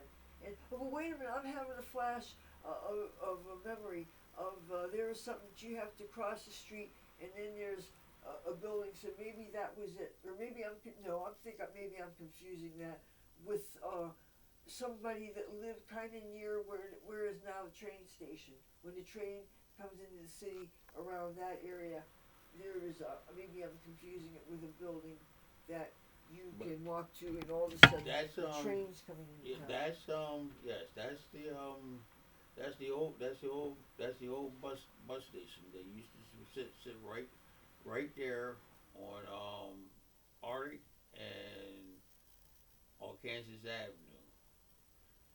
They used to sit right there in the middle of Arctic and Arkansas Avenue. And whatnot. Right across the street was the park. Right across the street was the park. Across the street from that was Pat Liquor Store. Yeah, I mean that used to be the old buses. And the reason why you guys took a cab. The reason why you took a cab to here is because Pitney Village used to be across the street. Oh, so you couldn't just sit. Was there any boarding buses out front there? Any reason to sit in front there? Was No. that unsafe? No. Wow. Everything you had, all the buses was lined. All the buses was in the back, and you said inside the building. Oh. And for people that didn't want to be around Pitney Village people, they sat closer inside the bus station. Because the point is that that's that bad? yeah. Pitney Village used to be right across the street. There's been a lot of fights, guns. A lot of people got shot over here and whatnot. Yeah, and in the back of the bus station and whatnot. That's the reason why it's not there no more. It got. So you rid saying of it wasn't just stupid racial shit? It was really bad. It was bad. It was racist, stupid shit. But like I said, I mean, I didn't hang around at the bus station. My thing wasn't fucking hanging in the bus station. My thing was walking through them. You know what I'm saying? I think bus stations should be safe because there's something cool They about they bus should stations. be. But if you got a neighborhood like Pitney Village and everything else, and you got guys like me fucking terrorize the neighborhood. What I don't like though is when bus stations are actually in a really remote industrial part of town. A bus station should have some life there, so that what if you are stranded for a day or two or a week or two? You should have a corner store. You should have a place where you can sit down besides just a coffee shop with music that's 56 decibels. In a genre that you don't like, and blaring in your ear, and we have a playlist of over 30 songs, and you want to have, it's like Atlantic City. One of the great things about this town, and I don't think there's a lot of great things about it, is so many of the things are right smack dab next to. There's so many things. There's so many. Even if there's a bunch of overpriced little bodegas or whatever, then if you walk a few more blocks, you wind up with Pick and Save or Save a Lot, where you can actually get. Read what it says. What's it? You have to put your money yourself before you go to 7-Eleven. Oh, that. Oh, wait a minute! I know where it is right away on New York Avenue. Yep. Oh, Atlantic City. Somebody actually renovated on. You may have to renovate on your way out your cab. Somebody I know went to. There's an ATM behind there, and he got beat up and robbed behind there, and. You don't use the fucking ATM machine outside. You ain't fucking after midnight. One thing is, it was one of those things where your money didn't come in until after midnight. So, and that's another thing. Why do they do that, putting people at risk? Why don't they make it a time when you're not going to have to worry about somebody hiding up behind a street light and going like big and like bam bam and hitting you over the head with a stick, and then or else watching you while you put your ATM money in and then take their knife and say, "Give me your wallet." That said, why don't they have a way to have security with these things? Because you can't be looking behind you, swivel headed, and be putting in your toes. Here's what, this is what. Assuming you don't have a friend. What gets me. Here's what gets me. Okay. First of all, why are you gonna fucking put a fucking Mac machine in an unlighted area? Yeah, that. Okay. My friend Derek got robbed right there. Why would you want to fucking put a Mac machine in an unlighted area? And if it is a lighted area, it's a very dim fucking light. Second thing, if you're a person from the fucking streets, why would you want to go and use your Mac card in a fucking Mac machine on a fucking street in an unlighted or dim area? That right there should fucking tell you to don't do it. And you have a business, you're supposed to keep your customers safe. And they're sitting ducks to anybody. You're stupid for using the fucking Mac machine. Unlighted area. Listen, check this out. There's a Mac machine right now on which is St. James and the Boardwalk. There's a Mac machine right there on the fucking boardwalk. No, I can picture it. Right there on the boardwalk. I always thought it was fake. It works. It's right there on the boardwalk. It's right on the boardwalk. It's chained to the chain link fence. Near the Irish pub. Yes. Okay, I can picture. Do you knew think it was real. Do you think that you see this black person, this black guy right here? I've been in this city for too damn fucking long, knowing don't go to that fucking Mac machine. I also know this too. I also know this one too. The bank on fucking Virginia Avenue, do not use that Mac machine. How can bank Mac machines not be safe? They're safe, but don't use them. Oh. Well, especially that one. I mean, that Mac machine on fucking Virginia Avenue, the bank one, it's all lit up. Yeah. Oh, you're just talking about the darkness. You're not talking about how banks. No. The one on Virginia Avenue. This ATM, I want to ask you that we talked about on the boardwalk. You just said, is that a real? It's a real machine. Yeah. I always thought it was a fake. No, it's real. Oh, okay. It's real. But why would you want to use it? But if you're saying it's no light. That's like fucking Sinner said. That's like putting a fucking sign up. A lighting sign says, "Come and get me. I'm getting money from the Mac machine." So please rob me. Using the floodlights from your car won't help. Come rob me. Okay. Come rob me. I'm getting money from this machine right here. I'm taking my card out. I put it in the pin and put it in the machine. I'm pushing the fucking pin number. I'm getting over $1,000. Where you at? I push and go. Withdrawing. My money's coming. Where are you? I got my money. Yeah, it's like a stupid fucking thing. So when you can do it is when there's a lot of crowds and you can have a line and everything. That's even fucking worse because now you're getting stabbed.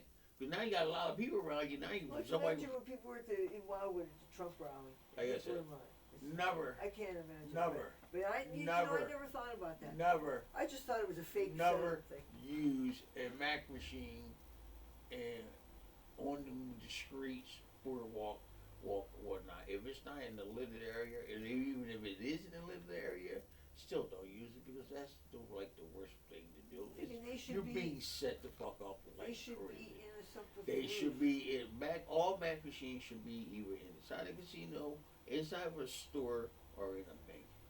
Okay, that's And you would have a card to get in a bank door to the Mac machine. Oh, okay, you have to wait. all and be machine okay, cards yeah. will get you inside a bank door for the Mac machine. It's another layer of safety. That's what rather for you to be standing outside waiting for me. Well, that's Then actually better. then you fucking beating the hell out of me as soon as I get my money. Yeah. But now you're over my fucking shoulder, you're getting my PIN number, you're getting everything else. Yeah. So you know what I'm saying? So it's like, well, no, that ain't happening. Come on. My I father mean- would say, "The fuck out There you go. of here." Hand me that. That- That's exactly The fuck out of that's here. exactly what you like your father used to say. Get the fuck out of here. And then if he wanted you to go or something, he said, yeah, or something was like the price was too expensive. He said, hit the brakes. Get the bricks. Because that was nice and family friendly. That's the thing that my mom not liking the F word. And she was kind of a little bit ridiculous about that. And I used to call her booty. Matter of fact, one of my early drunken episodes, I'm going to tell you about this. With the drunks when you actually do remember what you did. Well, one of my drunks, I remember, I'm ashamed, I'm going to look you in the eye and I'm going to say, there's certain words you don't think a person should say. Well, please, promise you're not going to punch me for what I call my mother. I call her I feel ashamed, but she kind of was. And I was kind of drunk. I think I was drinking, may have been Jack Daniels, because I was never really a beer girl. Because she's so uptight. She has a perma wedgie. My mom, she was like, she appreciates humor and everything, but the moment you say a few F things, especially now, I say it because I'm a passionate person, the word just comes out. Because it's such a useful word, and it's such a fun word, and it comes off like that, and then, even though some people really have a problem with that, and it's like people need to get it. People need to get it good. Realize I'm saying it. People got to get it, especially when I think it's so much what your intent is with the word. When I use the F word, I'm really not trying to be foul, but my mother had such an attitude. She was on perma wedgie. She was like she was like, oh, I used to say that once. I now. don't even fucking remember. It's just like a Bulgarian word to me. Yeah. If I get a job on broadcast TV, I don't know what I'm going to do because I wish I could have asked great Rush Limbaugh, how do you keep from ever saying a word when you don't want to say it because we get you in a shitload of trouble, and yet still be able to say it when you want to? It still because comes, I like it still the F slips word. out even when you don't want to say it. Yeah. It's kind of like burping. Yeah. It slips out. And usually at a family dinner. Yeah. Oh, you know what I wish you could smell right now? This orange. Oh, I'm going to set this here. I hope it doesn't fall down. Oh.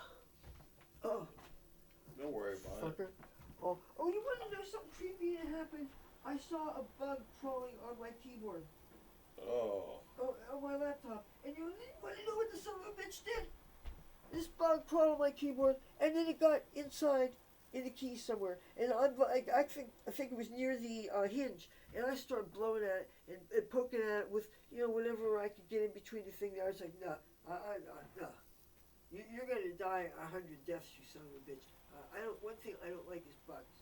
I can tolerate mice because at least they're cute.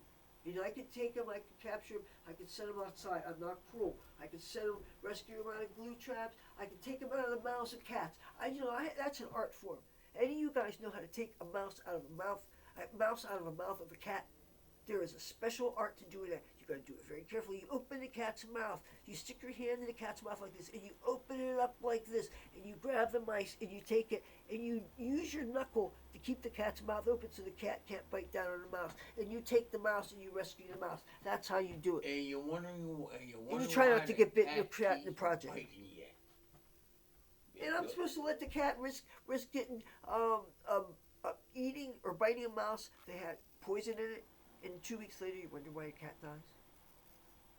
There's a reason why I restrain her behavior, and she likes her freedom, the freedom she's getting right now. There's a reason why I keep her. It's a prisoner.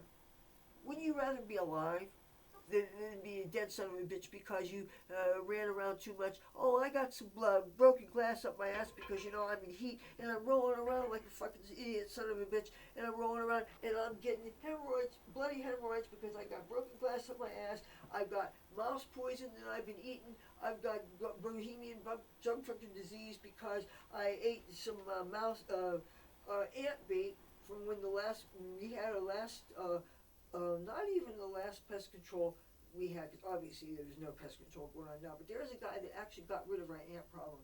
We had 2 different sizes he of put ants around. over. But no, they don't come around anymore. They were coming in every window near every water source. I mean, it was really annoying.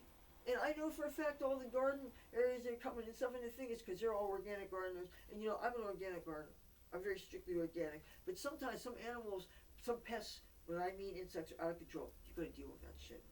But you got to do it in a way that's safe for your pets. Bottom line, that means you can't try not to do any poisons, because that you think you're killing whatever you're killing, and say you kill that, but then something else dies, and something else dies, and something else dies. Because of the poisons we're using, we're getting owls are getting killed, hawks are getting killed, mice are getting killed, rats are getting killed, cats are getting killed. I don't know if dogs are getting killed, but no, dogs, other things happen to dogs because people do deliberate things, because there's a lot of sick people out there. Really, bottom line is, be aware of if you see anything going on, protect your animals, protect your dogs and cats and those of your neighbors from anybody doing any, perpetrating anything or intending anything bad on anybody. That's what I say. And there are so many, I heard, like, you can do companion planting of certain common flowers that can actually be pest deterrents. Like, I heard planting marigolds is supposed to deter mice, and I don't know, deter certain insects too. But marigolds are also good to plant with tomatoes. So you can plant things with your tomatoes and your vegetables and your herbs, and I don't know what kind of other herbs we're talking about, because actually I really am talking about groceries. But you have this companion planting, so you don't have the pests that you would otherwise. Some large-scale growers use these terrible poisons, and the thing is, what it does is it doesn't just stay in their area, but winds carry things, and it just messes up acres and square miles. And once it gets in waterways, it's kind of like the people that don't pick up their dog shit, and you leave all this shit around, and then when we get a heavy rainstorm, where do you think that water goes? It goes in the ocean, goes in streams, it goes, oh man, let's not get too much of our imaginations getting ahead of us, but it's not a good thing. And by the way, gravity, it's not just a social construct, it's a real thing. And except for what that day is when the gravity's supposed to stop for 7 days or No, something. 7 minutes. For 7 minutes, and everybody, dude, did you hear about this? Where for 7 minutes the gravity's supposed to stop. Everybody's supposed to float up. It's August. You better be inside. It's either August the 7th or August the 27th. Gravity is supposed to increase for 7 minutes. So if you're outside, you please get indoors or grab something that's mounted to concrete. Don't grab people, don't grab cars, don't get up on the cars, because cars and everything is going to float up. Oh. And for 7 minutes. Now, here's what the problem is. In 7 minutes, you can go pretty damn fucking high. Yeah, you're in a Now, car, the thing after the explodes. 7 minutes, gravity is going to fucking come back. Now, let's think about it. What's going to happen from 7 minutes how high you are? Then also, here comes gravity. Mm. Now you're coming back down. Everything is coming down. What would happen with airplanes? Well, you know what? They're inertia. They're coming down. Oh, that's right, because we fuck with their instruments. Right. Oh my goodness. So everything is coming Their down. fans would probably overheat because we'd not have the So, wind resistance. Basically, what they're saying, But wait a minute, if we know this is going to happen, maybe they won't have any planes in the sky. basically that's the plan. What they're trying And to this say. is in August, you said? This is August. Either August the 7th or August the 27th. Oh, then I think nothing's going to be going on that day. So yeah, well, ain't shit gonna be going on Elon Musk that's is gonna probably happen. working on this. Well, No. this is what they're saying, and the reason why this is supposed to be is because they found there's two black holes, and each one of these black holes are supposed to be lined up on each side of the fucking planet, Oh, no. and that's what's going to fuck gravity up. Oh, you know, black holes, I thought tornadoes scared me, and they are. They do, they scare me. But black holes, that's another thing that scares me. Because, again, nothing you can do about it. Then talk about a force bigger than yourself. And, you know, when you look at the sky, what you see is what actually happened 7 million years ago, right? So, it takes that long for their speed of sound and their speed of light. And say I had a real good telescope, the kind that you could see the Milky Way, and you could see, you know, some really good pictures of our solar system and the planets, and that's all well and good. But say the people with the high-powered stuff, that they could see so far away. And it's like, the further the things is you're looking at, what you're looking at, if you think about, okay, I say he's out a couple states away, and he's on Facebook, and he's on Messenger. He says, "Hi, I'm at such and such a place. How you doing? Whatever. Did you know it snowed here? No way. It's kind of nice. It's almost 40 degrees. Well, guess what? That's pretty instantaneous.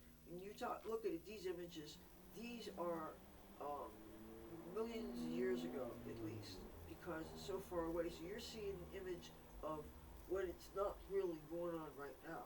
So, like, if you were monitoring a specific that makes you wonder about, say you're using telescopes or something to monitor a current condition that you're studying. You can't get close to it, but through the monitor, the magic of science, you could send a camera real close and they could film things safely.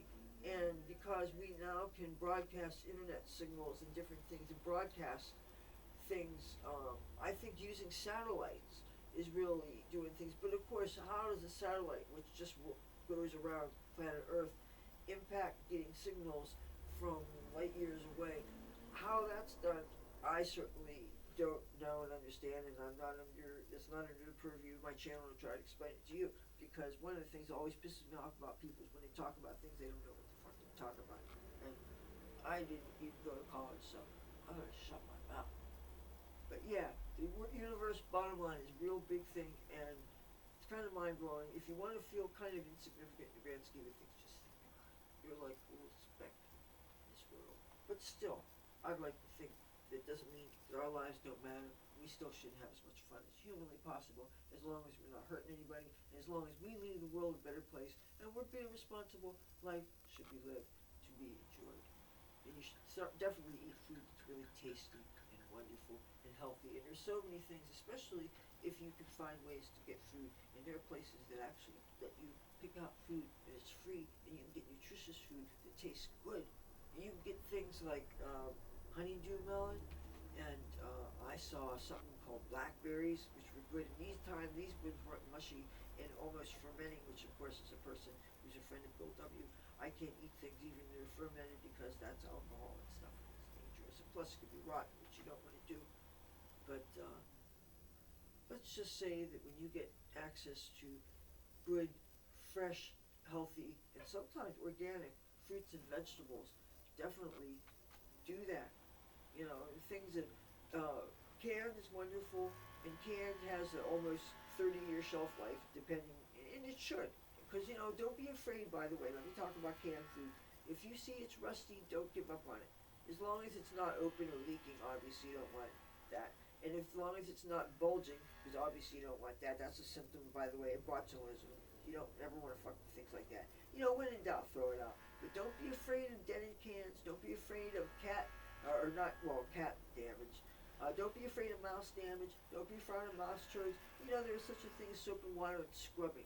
If you have something like I have, you can use if you want to. Say you have a lot of cleaning products. You can use cleanser, or you can use those. I love these cleaning cloths.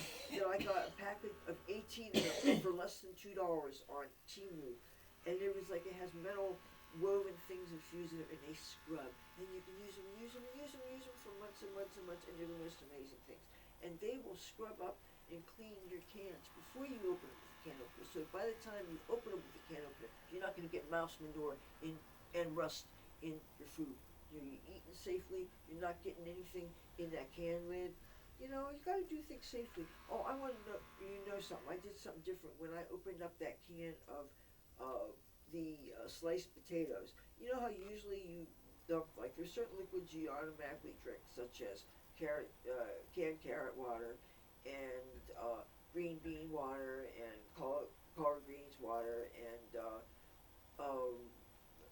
turnip green water and any greens waters. Obviously, you eat that, and I definitely reconstitute tomato sauces with water to make V8s and vegetable tomato juices, especially when you have a little bit of salt, a little tiny bit of cracked pepper. That's all you need. That's really wonderful.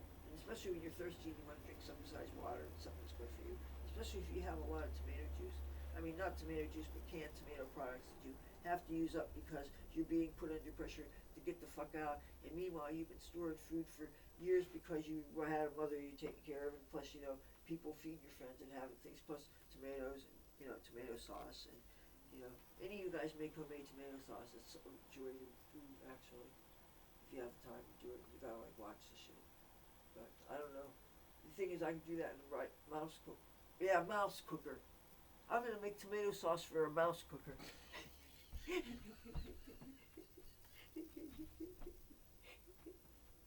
Hey, in some countries they do that. Oh.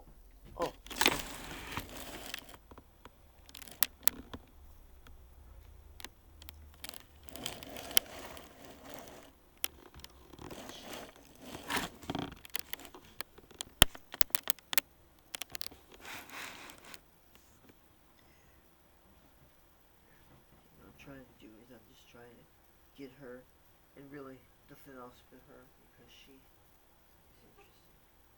What are you eating? Is that a bug? What was that? What did you eat? What did you eat? Oh. Clumps in people's hair. Oh. Well, I mean, if it's junk food crumbs, I guess it won't kill you.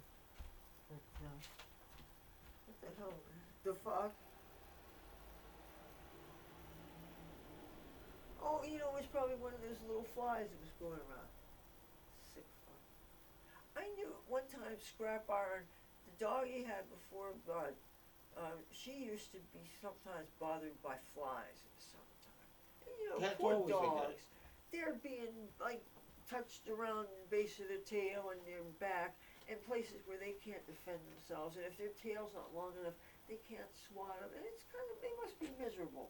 I can only imagine being pestered just like horses. But horses, now I realize why they have such long tails. You've got to defend yourself. And if you're stuck in a paddock or you're stuck in a yard, on certain days, you are kind of stuck. And so anyway, this dog, I guess I didn't realize, you're always empathetic because you figure nobody wants to be bitten by animals. But maybe I didn't realize because I guess there are some flies will bite people, and obviously if you know that flies bite people because they've bitten by you, then you'll know that they're biters. But there's some other bugs that only eat animals. So you figure since they only are known for bothering animals, I don't have to fear them. So that's why when we had the fleas because of Garfield, I had never experienced flea bites except for one or two every few years, a sand flea bite that was cat related. But we never had flea infestation that badly because I didn't realize how bad he had it, and he'd been hanging out on the carpet and rolling around and giving them a chance to latch on to all manner of places in the house. And I, of course, because it's this invisible process of when they reproduce, and you have to deal with all three stages. You know, the beginning when there's eggs, then the stage when it's the worms, and then the actual thing. Hey, I'm watching you. But yeah, that was when they started biting. I had no idea how painful that was. I literally one time I went to the ER for relief because I just wanted to be someplace where the fleas couldn't get to me. And the thing is, I didn't realize how fucking cold it was. I was miserably cold. I didn't think that. See, I fucked up by not bringing. If I brought a sweater or something, I didn't realize that they really, really, really. As much as I love air conditioning, it was too fucking cold. And you know, if you're waiting there 3 or 4 months, months, waiting 3 or 4 hours, because they triage you based on what's important, being flea bitten in your house because you took in a cat from the street. Uh-oh. Oh, she ran down there and that fast got back up. Okay, good, stay there. Boy, sneaky. You know, they're kind of like children. You know, some are real, real hard-headed. Like Sean, there's a cat named Ace that was very stubborn. Ace used to really not like anybody except that person. Ace would, the chair next to that person, the cat would get on. If you wanted to sit on that chair, the cat would growl. The cat would give you dirty looks. The cat would smack you with his tail. You know, like some dogs when they're happy, they just say wag their tail like that. But this cat was deliberately like using it like it was a bullwhip and hitting your ankle or whatever because that cat was letting you were not wanted here. I mean, it's like, what the hell? My mom, when she would go to his apartment and she would go sit in his living room, the cat would be right there. And it just it took months of deliberate working on conditioning that cat to be social to other people. Every cat's always going to have a favorite. That's understandable. You bond with somebody. But the thing is, with that cat, Ace was left alone for hours at a time. When people had not only you have a shift of work, and then you're going out playing cards someplace, and then you're going out smoking weed with people, and then you're going to go watch a stripper, then you're going to somebody's Christmas, or whatever your life is doing. You're having a life, and people don't always have time to give you attention, or scoop litter boxes, or things. Especially, but I don't know. But anyway, the cat wasn't getting enough one-on-one love and attention, so the cat ended up being an aloof asshole. But when when that vacancy happened in the apartment he had, and we ended up being neighbors, and because wait a minute, the kitten, okay, first they found on the street. Mom basically said, you know, that cat's gonna be, because there are people, you know how people play with, they're walking their dogs, and they play sick 'em, teasing you that your cat's gonna be eaten. And my mom was saying, because this cat seemed to be drawing attention, it was this little kitten with ears bigger than his body. And she said to my brother, she says, you take that cat so that at least it would be your cat would be safe. Because, you know, people walking their dogs and acting menacingly, you know, that's not even funny. You don't joke about it. I mean, at least the things you say are cutesy things. They're not the same things that people walking their snarling dogs on leashes and everything, and they're saying, making comments and stuff. No. So anyway, bottom line, that's how Ace became officially his cat. But the thing is, the kitten was friendly at first, but once he moved on to other apartments, then he was totally without, we're not his sphere influence, and he would be gone for a long time, and the cat learned to be alone. But then when we all came neighbors, then, what the hell happened? It's been about an hour, and she has not yet smoked at all. She had that thing in her hand, and she hasn't smoked at all. That's one thing. When she gets in a row, she gets in a row. I'm making us telling this story. But you've been having that for about. But you've been having that thing in your head for like 1 hour. Can I sit down here? No. You know, well, let me say this for the record. I have never ever sat on this bed in my life. Oh my God, if he's seeing this and watching, and his friends snitching on me saying that I sat on his bed, yes, I'm on his motherfucking bed. Sorry about that. Yes, the thought disgusts me too, but I want to sit down so I can light this bowl because my friend Ozzie here is reminding me that I've been sitting here talking and yakking, and I have not taken a hit. Yes, I haven't. You watch. YouTube will age me because I'm holding weed in my hand. I'm over 21. Can you believe that? I'm actually over 21. You know, he is too. And we're smoking something that's legal. We are? I am? How the hell did that happen?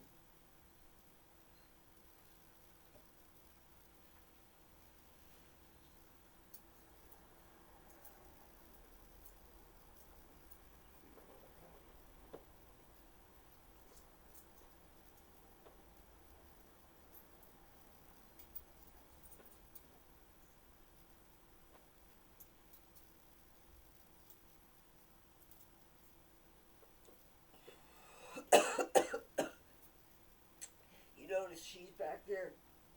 I blew it out there. I didn't do anything untoward.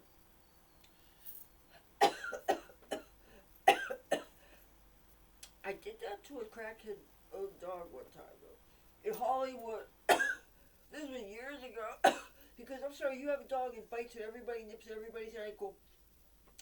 Because he smelled people, and you know dogs have much better sense of smell even than cats. And cats have 16 times better smell than human beings. So wrap that around your head.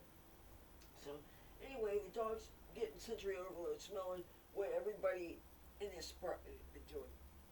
And I had like I had 6 roommates, and we all had certain things in common, which I won't say, but they involved drugs. So anyway, this dog smelled everybody, and the only thing would chill this dog out, he was one of these nippy little chihuahuas, black chihuahua, who was nippy little. Feel go good. You take a hit of weed, blow it in that dog's face, he chilled the fuck out.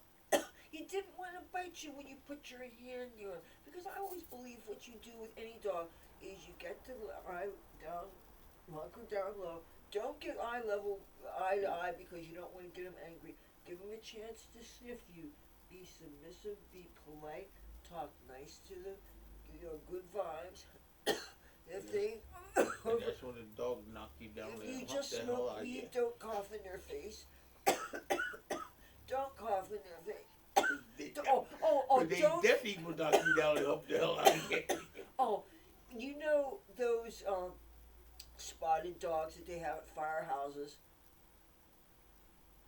Dalmatians. The ones with black eyes? The Dalmatians. Yeah, the ones with black I eyes. had a friend who lived in New York City, in Manhattan. They had a Dalmatian. He was kind of did a little bit of dog rescue inside, right? Well, anyway, he had a fancy wine party, and I drank a bottle of red wine to my head, and I proceeded to throw up on this dog's bed in the walk-in closet next to the little living room. It was a nice little apartment in Chelsea. Anyway, I was drunk. Drunk should be the best excuse. But anyway, bottom line, I threw up on this dog's bed, and the dog did not appreciate it, and the dog growled at me. And while I wasn't actually bitten specifically, dogs have a way of making their feelings known. And the dog was, how she makes sounds where she's going, well, it's dog. It's a lot more intimidating. And of course, but I drank a bottle of wine, red wine. What my father would have called Dago red. But it was some kind of red, would you say Chianti? It was red. Chianti, yeah. I'm guessing. Yeah, Chianti. But, and I'm thinking, see, I'm kidding myself because I'm thinking, this is just wine. And we had it with dinner. My friend, I won't say his name, Paul. I won't. He actually went to a store and we cooked, and it was a wonderful gourmet meal. I don't remember what it was, but it was very high class. It was New York City. He had graduated high school, obviously, and college, and was in New York, where the place was little, but there was everything. It was wonderful. And anyway, we had dinner and we had wine, and I drank a whole bottle of it because apparently he had like 3 or 4 bottles. He had lots of. Apparently, when people have parties, they have multiple bottles of wine. Who knew? And glasses were bigger, but I was very inexperienced in my. That's it. I was very inexperienced. I was fresh out of high school. Okay. So okay. Wait a minute. If he had been graduated high school, then no. Maybe he was still in. No, I beg your pardon. He was still in one of his colleges because he went to 3 different colleges. You know, a lot of New Yorkers, they'll actually go to more than one school. He went to NYU, and then he went to Columbia, and then he went to, I don't know, but anyway, he's an educated man. And the interesting thing, I know this isn't my story to tell. It's a fascinating story, and it's of somebody I respect a lot. He first went to school. He wanted to learn how to excavate the ruins. He wanted to be able to go to Egypt and find what was inside the pyramids, and you dust them off real carefully so you don't damage them. And then all of a sudden you have a piece of art that you could have display at the Museum of Modern Art or whatever the fuck, and then maybe find dinosaur bones or different things. You're working on dealing with things from the past, and what a thrill that would be. And it requires a lot of specialized training in how to deal with delicate objects. And look at the people that found things from Leonardo da Vinci, or things from maybe the Dead Sea Scrolls, or things, archaeological evidence that would prove certain things in the Bible that maybe would turn people who are skeptical into actual believers. I mean, there are so many. Or how's about archaeological evidence that would show certain things, stories in the Bhagavad Gita that would show that yes, it is possible to have a deity that actually has an elephant body and a mouse face, and or have a mouse best friend, or just some of the things. Because if you're in the search for truth, you want to see if everybody who believes anything thinks that there's ways to way. And you're thinking, okay, well, show me your evidence, tell me your stories, because I'm curious. I'm like a Margaret Mead. I want to know why you're the way you are. If you didn't know, we have all varying degrees of self-awareness, but it's still cool to think about. And like some people just automatically accept whatever they were born with because it was like, say, scores of things handed down as the same thing. But then there's other people who see that now with the advent of the printing press and internet, we can communicate with people and learn about so many different belief systems, and sometimes people can just be teachers and inspirers, and it just can be so much fun and learning, and then sometimes though you get fed a line of bullshit and you have to be certain and realize, is this person just crazy? And like sometimes people start whole movements based on crazy ideas because they hallucinated and end up just life can be funny. And sometimes crazy ideas could be the best thing. You could come up with some really good shit. That's where I think the arts come in. Some of the stuff that, it almost doesn't matter what inspired as long as the end result was good. Like abstract art, some people never understand, but if it looks cool, even if it looks like your daughter took a handful of crayons and just threw them against the wall. Say the wall was hot, and then you threw them against the wall, and so you got a pattern.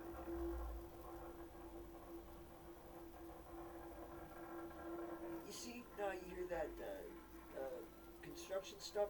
So I was looking at my computer, literally 7:22 in the morning. Okay.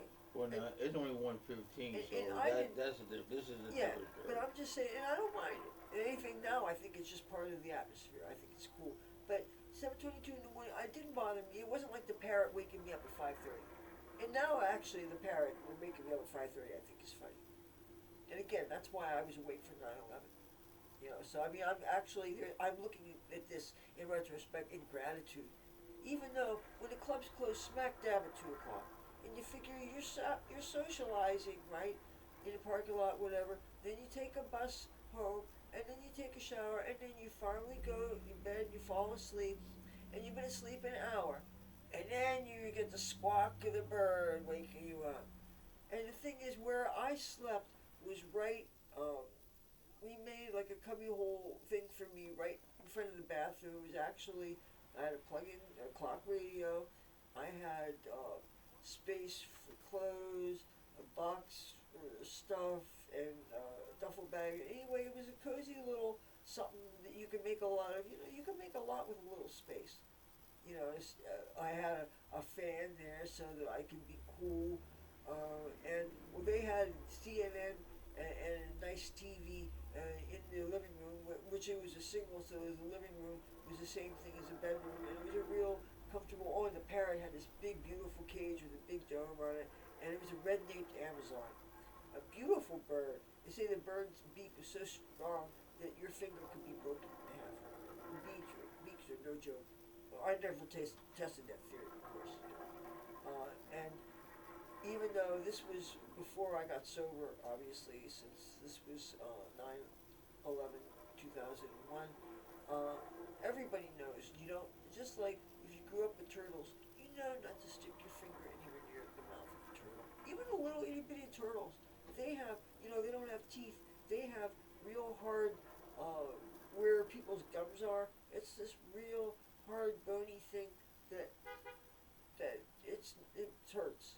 I never allowed myself or was allowed to get bitten by the little baby itty bitty turtles that mom had when I was real little. But no, you don't mess around with the mouths of any of these animals. And beaks, hell no. You know, just certain. You know, this is instinct here.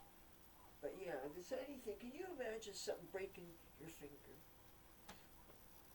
I mean, now, dude, that's terrible. Oh my goodness. Oh my. Oh.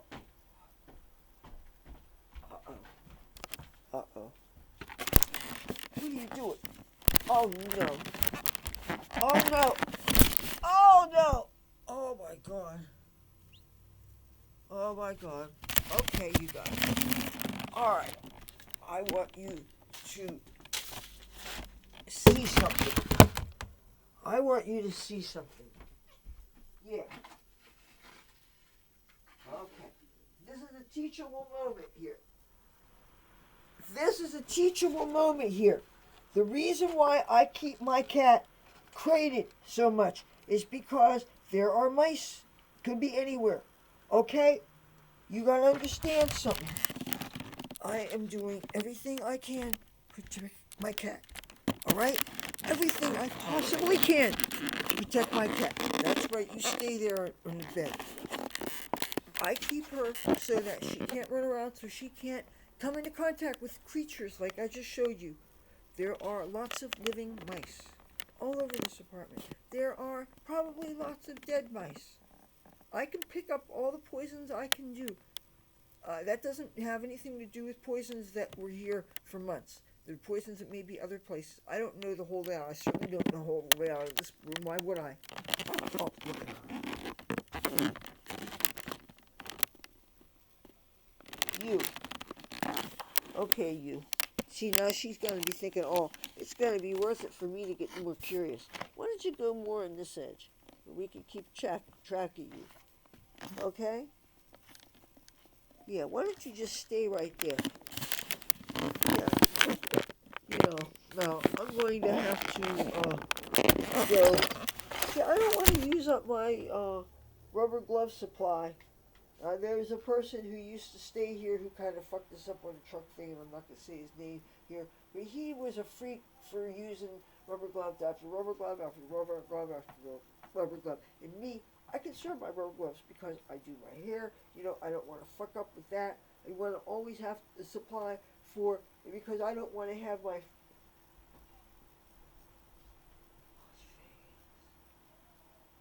Oh, dude, oh my god, I'm looking at like the world's largest bong.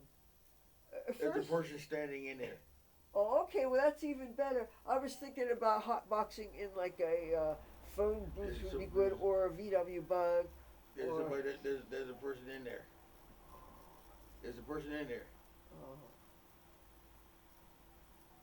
You don't believe what you hope maybe be here to hear what there's a person standing there. Oh man, a lucky son of a bitch. Can you imagine being in a room? Okay, I went in a party bus one time. It's where you take a bus to. Oh, okay.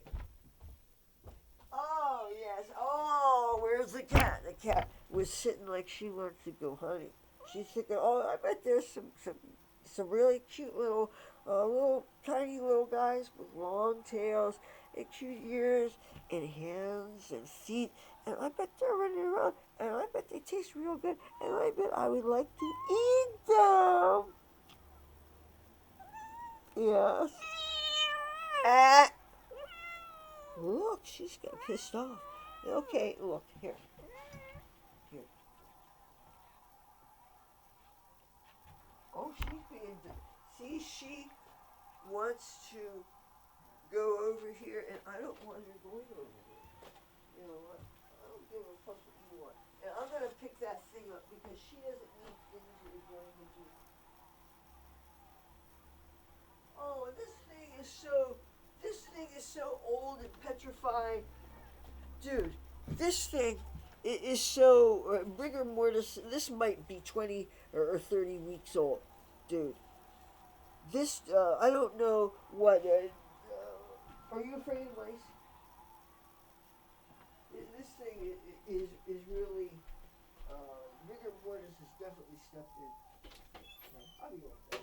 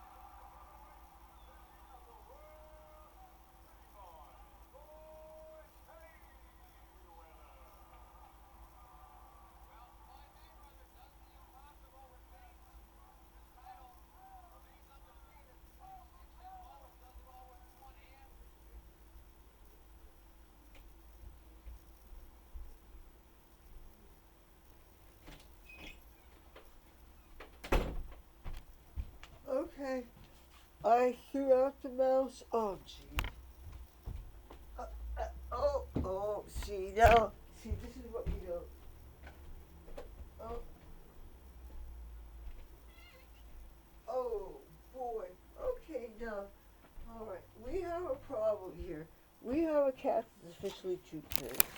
See, I knew this was going to happen eventually. She went from staying in one spot, you know, it's fine. She would just stay on the mattress and not move around the fucking place, okay? Because we don't want somebody that's too curious. You know, I think it's really nice. I remember the time when you lived and you mind your own damn business. You didn't worry about what was going on around you because you realized that you stayed in one place, you were safer. You stayed out of trouble. You know, everybody knew where you were. Some shit happened, they grab you. You know, it's like you're damned if you do, you're damned if you do. You take a person, like kitties or people, and you put them in some place safe, like a nice big crate kind of situation. And you know, she has three different sizes of what you call crates. One of them is actually very, very, very, very, very roomy, very easy to clean. You can put all kinds of manner of bedding in your pillows, you name it. Things I love the things that are really washable that you just take in. The soap and water is really easy to come by and things drip dry. And you know that's the thing. People don't realize the things that can be hand washed so easily. Things that are really easy to care for and protect. And I can take her one place. And then if say something God forbid happens and she has an accident, then I can put it clean that and I can put her in another place. And another thing, you see, she has these beautiful little paws here. She has little feeties, and she has these little feeties, and she has little hands. And I know how to wash them. In this tail, I know how to wash that too.